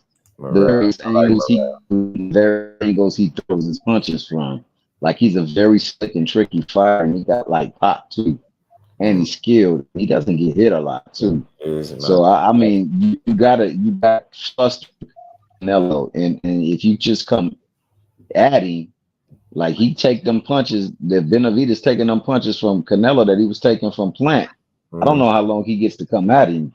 Right. So, you know, I mean, it's interesting because, like they say, styles make fight. Right. And I like the fact that Benavidez pushes pressure on pokes because pressure can bust pipes. Right. I've seen Aaron Pryor do it. Aaron Pryor was a pressure fighter. Absolutely. I've seen Marvin Hagler do it. He was a pressure fighter. But I do know one thing about Benavidez. He's more of a volume puncher than he is a power puncher. And if you can't keep the respect of Canelo, it gets dark. Yeah, it gets in there for sure. Keys to this fight for Andrade. Man, this fight it will be all balanced, bro. Got to control the pace, and he can't get tired. Like, I really believe in his skill set. He had a skill to be able to do his conditioning. Need to be A1, and his game plan need to be executed. The application need to be on point. Because again, it's not no secret Benavidez coming in here to do. You just got to stop him from doing it. He want to push the pace. He want to throw punches and bunches, as they say. You get what I'm saying? He want to land that heavy jab, go to the body. He gonna try to overwhelm you with activity and his will. You gotta show that you're a vet, that you've been around the block, despite your resume or lack thereof. You the better fighter. You know what I mean? Definitely more skillful. You know what I'm saying? So you got to show that. And I think the best way to be able to show his skill set, he got to be in the best shape of his life for this fight because he's going to need it. Definitely going to need it. Get tired, your ass is going to be in trouble against David Benavidez. You just can't do it. This fight between Benavidez and Andrade will answer a lot of questions about what Andrade's got left. No, that's a fact. That's a fact. Yeah, I think Morrell got what it takes right now to beat Benavidez skillfully. I really do. Will he beat him? Another question, but can he? Yeah, I think he can. Morrell's a problem. I think he can, right? Morrell's a big problem. Oh, man. Dude really can fight. That dude's young, he punches hard, and he can fight. So let me ask you this, given this, because I think this is also true of Boots. You think the quote-unquote inexperience, I know it's kind of hard to say that about Boots with 30-something fights, but I guess they try to say he doesn't have quality of opponents. But you think the inexperience cheapens everybody's viewpoint about those two fighters? Because in my estimation, I go by what I see in the ring.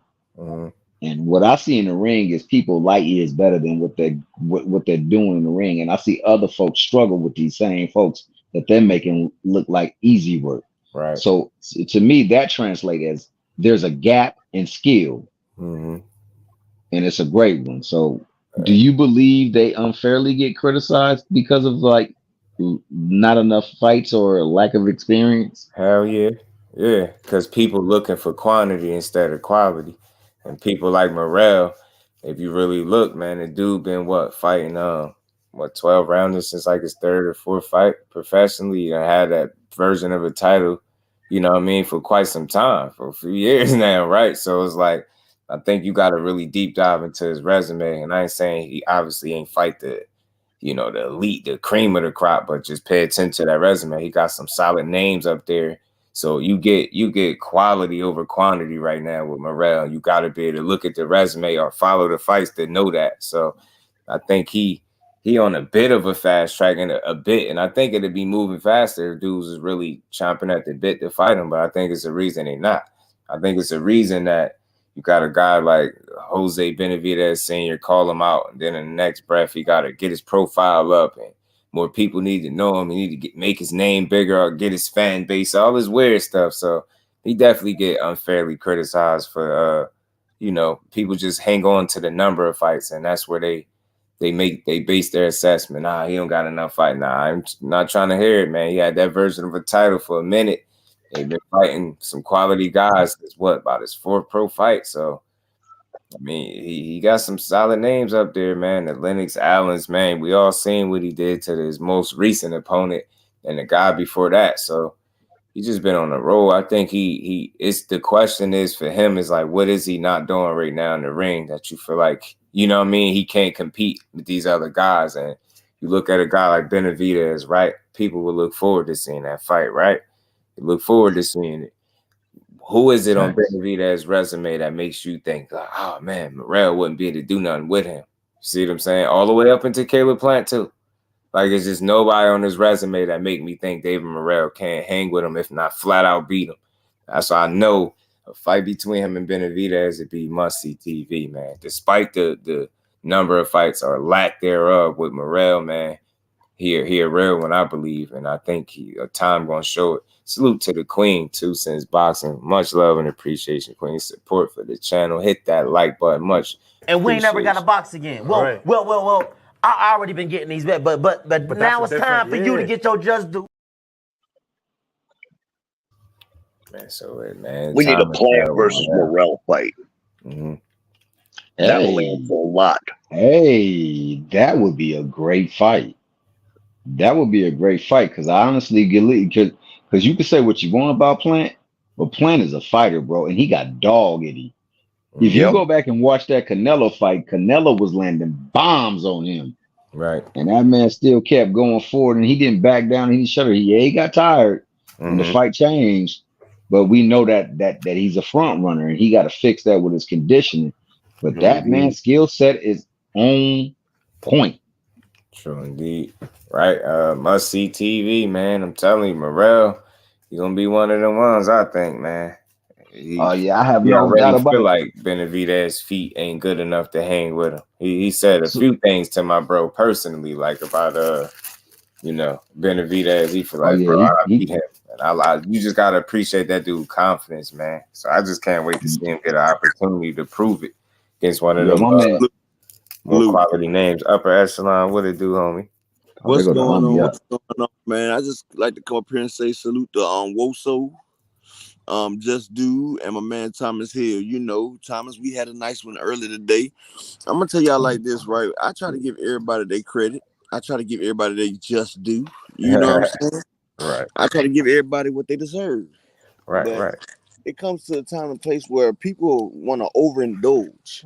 Like one thing about me, I don't care if it's my favorite fighter or anything, because my favorite fighter is called boxing. So I don't have a favorite fighter. I love the sport. I grew up doing the sport. I did blood, sweat, and tears for the sport. So yeah, I may favor a fighter over another one, but I have no favorite fighter. If it's all about boxing, boxing overrules all that. And I'm not one to push a narrative. I call it how I see it. I call balls and strike. I even try to tell people about stuff that they don't understand about, stuff that they don't see that's on the darker hand of the business, stuff that go on behind closed doors that normal people won't be privy to. People that's not spending that type of money won't understand because they're not into that type of lifestyle. But I try to introduce people to that type of world. And what I've noticed is, even if I try to keep it 100% real and still give a person their credit, their just due, I'm still getting called a hater when you ask me for the receipts and I bring them up for you. When I try to give a fighter his credit, and then that's not enough. It's like you want me to bow down and worship the fighter when that's not the case. And when I don't bow down and worship, then I'm a hater. And when I'm sitting here giving you the narrative that you spit, like, I'm going to give you everything that you gave me. I'm going to turn around and give it right back to you. But when I give it back to you, then it's wrong. But like my man said, it's cool when they do it. It's a problem when I do it. I ain't going to say the other ones because you know my man's channel. But I'm going to tell y'all like this, right? One thing that y'all don't realize, y'all was talking about Devin Haney so big and everything. Yes, he is. Yes, he is. And remember, Shakur had that fly-by weight at 130. Shakur, he stayed at 126 too long. And he wasn't able to stay at 130 that long. That's why he had to vacate. Devin was at 135 too long. He's not going to be at 140 for more than a year and a half at the most. And then guess what? He's going to be up there with Boots. He's going to be up there with Jerron Ennis and them killers right there. And Devin's already walking around at 170, 175. That's what y'all not realize. That 5 hike in weight, that's nothing. Devin is getting older. His body is developing. He's becoming more dense muscle-wise. Especially when he hit the age of 25, 26, he's going to become a lot more heavier. And he's not going to be able to bust down them small weights no more. He's going to be coming into his grown man. And then what are y'all going to say when Devin's up there fighting people he's supposed to be fighting, like Jerron Boot Ennis or people of that caliber? Are y'all still going to favor Devin over Boots? Because I'm going to tell you like this now. Devin might be fast at the lower weight, but he doesn't have a speed advantage over Boots. He doesn't. And Shakur's already preparing. He's been sparring Boots. So, you know, you're going to have Devin going up there to the Crawford. Crawford probably won't be there no more. He'd probably be not retired, but you be going into Boots division. You up there with Antoine Russell, who you had smoke with. Like, it's a lot of people. I would like to see Devin versus Richardson Hitchison. That would be a technical fight right there. Richardson Hitchison versus Devin Haney. That's a great fight. See, but that's not what y'all calling. So, see, yeah, y'all saying, yeah, he went and called out Regis. Yes, he called out Regis. Regis is a dog. And I'm not taking nothing from Regis. But all of Regis's opponents have been the same. All of Regis' opponents have been sturdy, come-forward fighters who are slow, not athletically gifted. Josh Taylor was the most gifted athlete he fought, and he still was a slow, sturdy, come-forward fighter that had molasses in his boots. And all Regis fights have been bang them out, ballroom brawls, seeing who could be a little bit more slicker as they bang it out. Zorilla was the only deviation from the norm for Regis, and you see what happened. So see, Regis ain't used to fighting that type of level because he's in the 140 division, which is like the 154 and the 130 division. They the basements of the premier divisions, like 135, 147, and 160. These are the premier divisions. These other divisions are the stepping stones. So they're not the big fight division. They're not the big fight divisions. And you're not going to get the big fights in them divisions because those are not the big fight divisions. They're not the marquee divisions. And see, Regis hasn't had no athletic fighter in that division to test him and to push him because just to say, the more, if you're in 140, that means you wasn't talented enough for 147 and you too heavy for 135. That's what the 140 division is. You're not talented enough for 147 and you're too heavy for 135. And it goes the same with all the other divisions. If you're 154, you're too heavy for 147, you're not talented enough for 160. And that's the way the divisions are. That's where all the killers are, in the marquee divisions. So, yes, Devin, he's going to have an athletic skill over anybody that Regis has been with. Regis hasn't had that iron to sharpen iron, so Devin, yes, he's going to be a test for the norm. So I feel like Devin will outclass Regis, but I still feel like Regis is a dog as well, and he's going to be able to adjust. I feel like he's going to be able to adjust. He's not going to be able to, I don't think he's going to overcome Devin.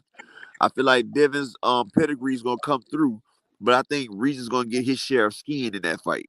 Like, Devin's not going to walk away unscathed. and he's gonna recognize.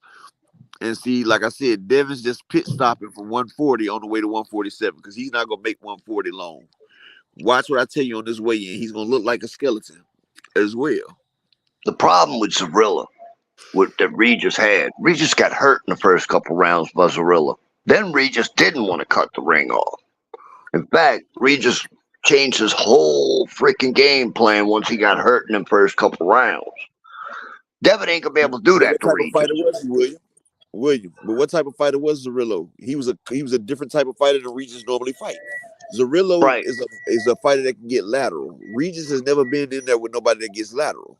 Everybody that Regis gets in the fight with, he'll stand in front of or come forward. And see, that right there showed Regis. You know what I'm saying? And look, guys, I'm getting off the panel. I'm going to eat. My food's ready. So I'll holler at you later, Josh. You already know. Will, appreciate you. Thanks for coming up. Will, appreciate you. And yo, William. And William, I checked the thing. I ain't got nobody blocked on StreamYard, homie. So you know, I don't know what happened, dude. That day you told me I was coming on the panel, and you like, damn, bro, you shit ain't coming on. Yeah, it kept. I tried two times after that, and it kept telling me it kept telling me my browser was blocked. Listen, bro, listen. It's when you first started, you block it when it says allow. Whenever you come on StreamYard, you got to hit that allow button first. Then you can regulate your camera and your mute button. If you hit it before then, it's not gonna let you. It's gonna block you off the browser. I don't know. I'll check it out next time you live and I'm available. I'll check it out. Right. Well, I'll be live right, guys. Man, Devin, in my opinion, I hope I don't feel sorry in the future. There's a lot of pressure on them too. I literally be observing, right? I see people get mad for even having a difference of opinion on them, right? But over the last couple days, I observed people like really hoping that Shakur get knocked out or lose. I'm like, if that's not hate with that, you hope they hoping it. But what happened to supporting the black fighter? He needs to be humbled. And I'm like, why? Why do our fighters, our top level fighters, are the ones that gotta be humble? Humble for who? Nah, man, show up, beat ass, talk your talk, and keep beating ass, man. I love it, man. I love the confidence of some of these fighters, man. But see, that's what I be talking about, man. They fight for their life in there. You don't let nobody dim your light by trying to tell you not to be great. You don't sit around and wait for people to tell you great. That's what Clarissa is. That's why I love her the way I do. She don't care what you think. She gonna go out there and show you she great. She gonna tell you, and then she gonna show you some more. Like, and they don't like it. They don't like that about it. I love it. They tell us that's breaking down black fighters when you don't cheer for Devin or when you talk bad about Devin. What about Shakur? Shakur black too. Just like they say support the black business. What's PBC? PBC's black owned. BLK Prime wasn't even black owned. That's why I always say let's big up the fight. Let's build boxing up, man. I rock with all these kings, man. I hope Devin do big because it's gonna big up him and Shakur Appreciate fight. You, I feel like it'll big up that fight right there. But like I said, Devin and him and his dad, they big up in Regis. And you know why they big up in Regis? Because just in case Devin was to lose this fight, because ain't nothing guaranteed. If Devin was to lose this fight, they're gonna be like, well, look, we came up to fight the best one in the division right there. And notice the reason why Devin's keeping his belts is because in case he does lose the Regis, he got the WBO, so he can activate that mandatory if he loses the Regis, so he can always come back to fight Teofimo. That's why they're doing it. But if he beats Regis, he's gonna drop the rest of the belts. I was thinking that too. Yep. You know, keeping them belts, keeping your options open as much as possible. I get it. People might not like it, but I understand him. It's only so long he's gonna do it. So I think people gonna eventually get to see how them belts disperse and people get a chance to compete for him. I think, you know, once he goes to 140 and plant his flag and his feet there, I think that's where he'll stay. Things all sports fun, right? Facts, Mike. You gotta give us a little. You know what I mean? They gotta get us. You only had the fights on the weekend. I need something to get the Monday to Monday through Friday into the weekend. You know what I mean?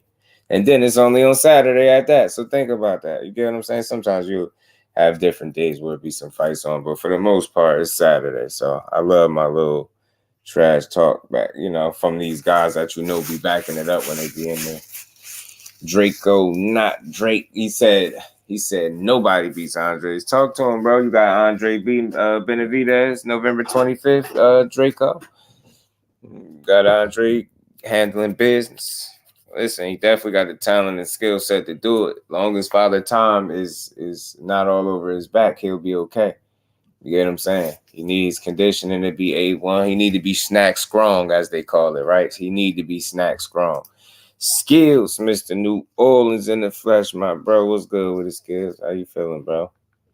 Good to see the Brody in the building. Y'all make sure y'all punching that like button out if y'all have. I just wanted to touch base with you, bro. I'm about to head out. Oh. But if y'all not subscribed to my new channel, the Upper Echelon Man, y'all make sure y'all subscribe. Me and Key going live at 11 o'clock Eastern Standard Time for the Real Talk Show, when we be talking about the man and the female. If y'all don't mind, I'm gonna drop the link if that's okay with you. Man, I don't mind, bro. I mean, it's a respect thing, though, bro. Man, but you already know, the kids under the mat for you too. Know what I'm saying? Bro, I still want to ask though. Even if it's all good. Out there, I'm still gonna not. I appreciate that. That's all. All right, appreciate you, bro. I'll catch y'all later. I'm gonna drop the link. Y'all make sure y'all subscribe to that channel, and if y'all can catch me and Key at 11 o'clock tonight. Definitely. Thank you, brother. Salute to you. Man, salute to the good brother Upper Echelon.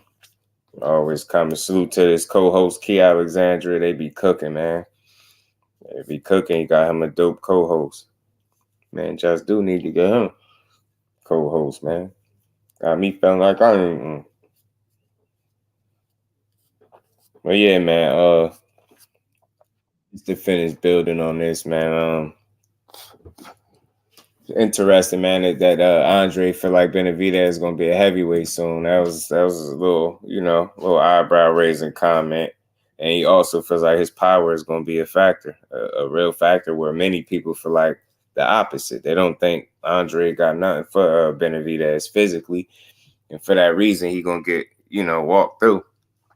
I just don't know. I'll say this: it's not impossible for it to happen like that, but I will say, if he's to get walked through, this will be the first time you've seen Andrade get walked through, respectfully, because up until this point, we haven't seen it. He is undefeated. We've seen him, take some shots and, have some rounds where he's a little shaky or whatever the case. But I think that's boxing, right? I think that's with age. And sometimes I think dudes do fight down to their competition level. And I think the time has been long overdue for him to have a marquee name. I think he got a real test, a real threat. And David Benavidez, man, and I hope that this bring the best out of him, and he really got enough in the tank to perform at the level he need to make this a great fight, if not outright win it. And what it do, homie? Yeah, female codes, the ladies. Chilling, man. I'm chilling. I just want to give y'all a salute to my cousin Ashley's corner. She one of the dopest out. Talk to me, Aunt. You know what I'm saying? I just had one question for the homie before he got off in regard to the whole Regis and Zaria thing. Because to me, it looked more like a matter of disengagement from Zaria than it was his athleticism. Because, of course, Regis got them short arms. My guy got a 67-inch reach. So we was breaking down some film earlier. We was looking at the Rillick fight. We was saying, like, yo, Regis, a lot of his offense actually comes from counterpunching, contrary to popular belief, because there's the notion that he's just this bruising guy. He's a brawler. He's a dog, this, that, and the third. But with that short reach, again, a lot of his offense is contingent upon counterpunching. So in order to counterpunch, what do you need? You need engagement from the other person. You need something to counter. And Zaria wasn't giving him that. And it's going to be tough for him going to track it back down with the shorter reach if he's looking to stay on the outside. Right. And with Dev, I don't see that being the case. And then also, there's just some things that Dev does that can present opportunities for Regis to be successful. And this is what I'm looking to see from Dev. If he's going to minimize some of the tendencies that he has, particularly that lead hand probe. Usually when he's probing, he's setting his feet. If you go watch that Loma fight, a lot of those punches where Loma was landing on him, he did a little bit more work than he was given credit for. Loma, that is. And Dev did good work too. He did good work to the body, which was impressive to me because watching Dev fight previously, he didn't often let another hand go on the inside. He was often looking. Right.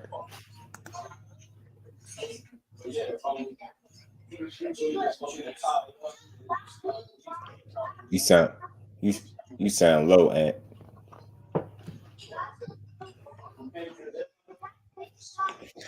Gotta go to Mose. So yeah. My bad, y'all. Imagine that looping left landing. I'm telling you, woof.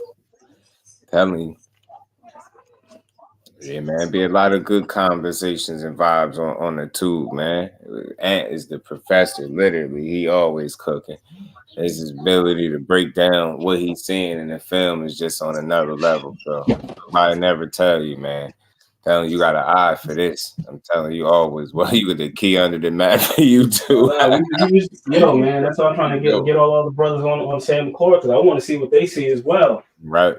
You know, like that's essential. Right. We were having a good time earlier. Everybody watching the film, and it's pretty surprising, to be honest with you, because again, I think that Dev is a really good boxer, but this discipline, smart. This master boxer label that he's been gifted, I don't know if he's there yet, just because of a certain couple of tendencies that he has, because he does some good things from a fundamental standpoint, like keeping that right hand up. But the problem is sometimes, I'm not gonna say sometimes, a lot of times, if you go and you notice, it's very static, where he doesn't catch shots on the glove, but he keeps that hand up. Right. You know what I mean? So you can punch around that, or you could even punch through it, like Jojo Diaz was able to do quite a few times. And then also, you know, we talking about the footwork thing, right? But you talk about me? Yeah. No, because I was asking, my question that I had was, how much would you attribute my guy, what's his name? Regis Prograis struggle in that Zarria fight to it just being athleticism? Because I'll say this. He has fought the dude Velasco, because I watched that fight recently, and Velasco was on the back foot a lot, and Regis had to go and track him down. I think it's the reach more so than it is the feet. You know what I mean? It's that's why he's got a counterpunch in this fight. He's got to look to draw Dev in. Right.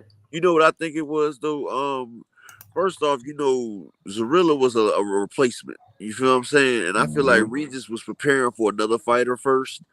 And then Zarilla was brought in there, so he didn't get a chance to prepare the way he wanted to. Like, remember Pacquiao was preparing for Earl, and then Ugas came in, and you know he lost the Ugas. Like Jared Anderson, he was preparing for another fighter. Then Charles Martin came in, and he struggled with Charles Martin. I feel like, you know, when you go in your training camp, you are prepared for a certain fighter, and then when you get switched up like around the last minute, like look at Anthony Joshua, Andrew Ruiz stopped him. Like, you know, it gives you a lot of problems, because when you go to training camp, each fighter is different. So you got to prepare for a certain amount of fighter. I felt like Zarilla's probably the best fighter, the best athletically fighter that Regis has been in a long time. Because, like, Regis, he used to be good at cutting it off and getting close in there. But, you know, Regis's age, Father Time is nobody's friend. And Regis is having problems cutting that weight. If you look at the film before the Zarilla fight, they had to pull that man out the tub and give him medical attention for him to make that weight. Like that. Yeah, no, he did show. Yeah, I saw that. Yeah, he did like that. Yeah, so you know he was drained right there, and I felt like he just couldn't get his muscles that. Nah, that's a great point right there. I feel like he couldn't get his body. Yo, the Traveler in that super chat, man. Appreciate you, bro. Clean and excellent program. No drama. I love it, man. These the kings up here, man. I urge people to discuss boxing and not argue it. You see how we share our opinions and ideas. We got some sharp minds up here. I thought that was a great point. For sure, man. Great point. Yeah, that's a great point. And we ain't never got a box again. Well. I already been getting these bets, but now it's time for you to get your just do. When people don't realize, like, that's why we got to see the weigh-ins, because we got to see how rough that training camp was, how hard it was for them to make that weight, because that makes a difference in a fight. Because if you struggle to make weight, or you had to beat yourself down to make weight, that's going to take away from you into that fight right there. It's going to tell how you bounce back, how you rejuvenate, because you can have a real vicious, hard training camp, and it saps all your strength. And you be fatigued no matter if you rehydrate or not. You still be fatigued and your body just can't do it. And I felt like Regis, he had his hardest training camp, because that he couldn't make that weight. That weight was hard for him. So he was already drained when he got there, and Zarilla's activity level was too high for Regis. That's what I felt like. That's why I attributed him getting dropped early, because his body wasn't ready. Like, he wasn't warm all the way, and he got dropped. Like, his body had a lot of punishment. His body took a lot of punishment to make that weight. Hey, yeah, he also had that moment where he dropped Zaria early too, though. Yeah, he got dropped too. And yeah, but what I'm saying is there was a difference. It was a difference in the response from both of those guys. He got up, he dropped Zaria. Zaria was on his bike for the rest of the fight. He wasn't really looking to engage much. True. And with a guy with a short reach, true. I mean, that's gonna make it an ugly fight. Yeah. And I don't see Dev fighting like that. Me neither. Well, Canelo has Canelo has that short reach. That's where Regis' moments are going to be at. When he engaged, I think Regis is going to have to try to take advantage of the moments when he engaged. Like Canelo did versus Charlo. Canelo, he has a much shorter reach than most of the people he fight. But Canelo, just like Tank versus Barrios, you see the way Tank closed the distance on Barrios? Like, Tank closed the distance. Well, Tank's explosive, though, but he closed the distance within a blink.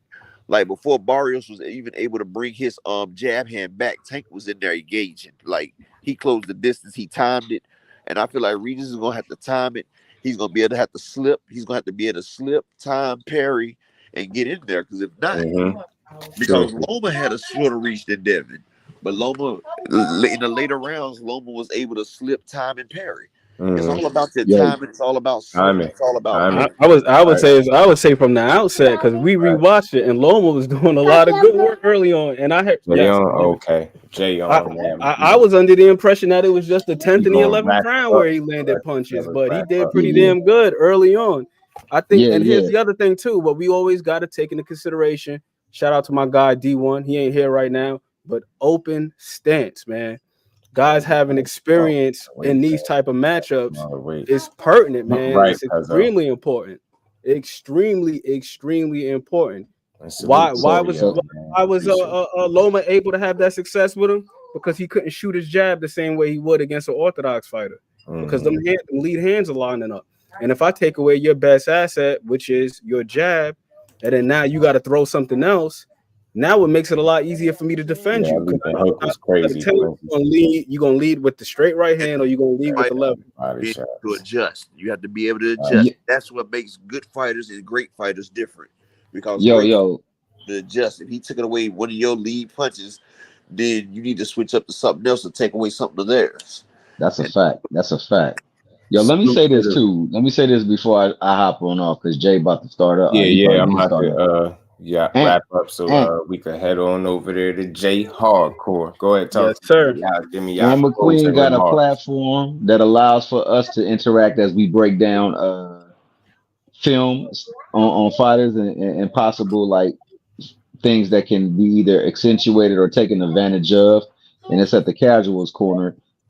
Upper Echelon is a former boxer, so when he speaks from facts, and he made a point that was very, very, very factual. We forgot about how hard it was for him to make that fight in that Zaria fight, and how taxed his body was. But I want to also make mention of the fact that man Zaria is an excellent athlete and with a major reach.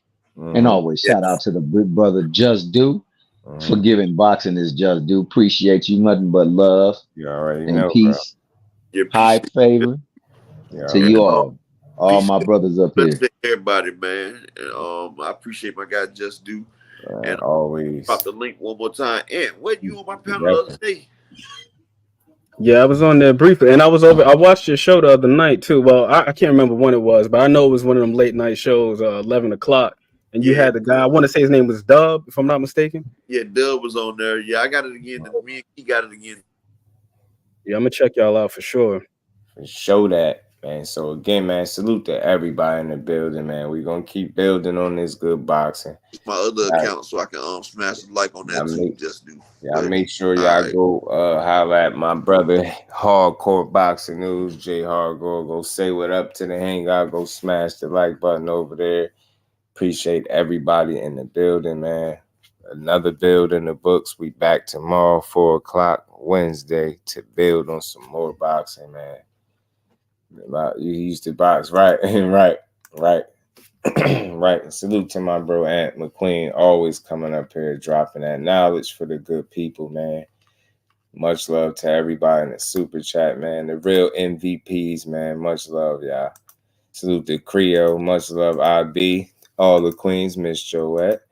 My brother Mike Kirkland, IB, Creole, Upper Echelon. Y'all go check out his channel if y'all can. And we just gonna keep building, y'all. One brick at a time to his other channel. That's Upper Echelon, y'all. Have a great night, Miss Joette. Salute, peace, and blessings to everybody in the chat. Yeah, make sure y'all enjoy the rest of y'all good Tuesday. And y'all catch me tomorrow at the same time, 4 o'clock. We gonna build. So y'all go check out the bro J Hardcore Boxing News, man. Trust me, the hangout is where it's at 7 o'clock, man. Let's get it, man. So with that, we gonna get up out of here, y'all. Peace to the fam.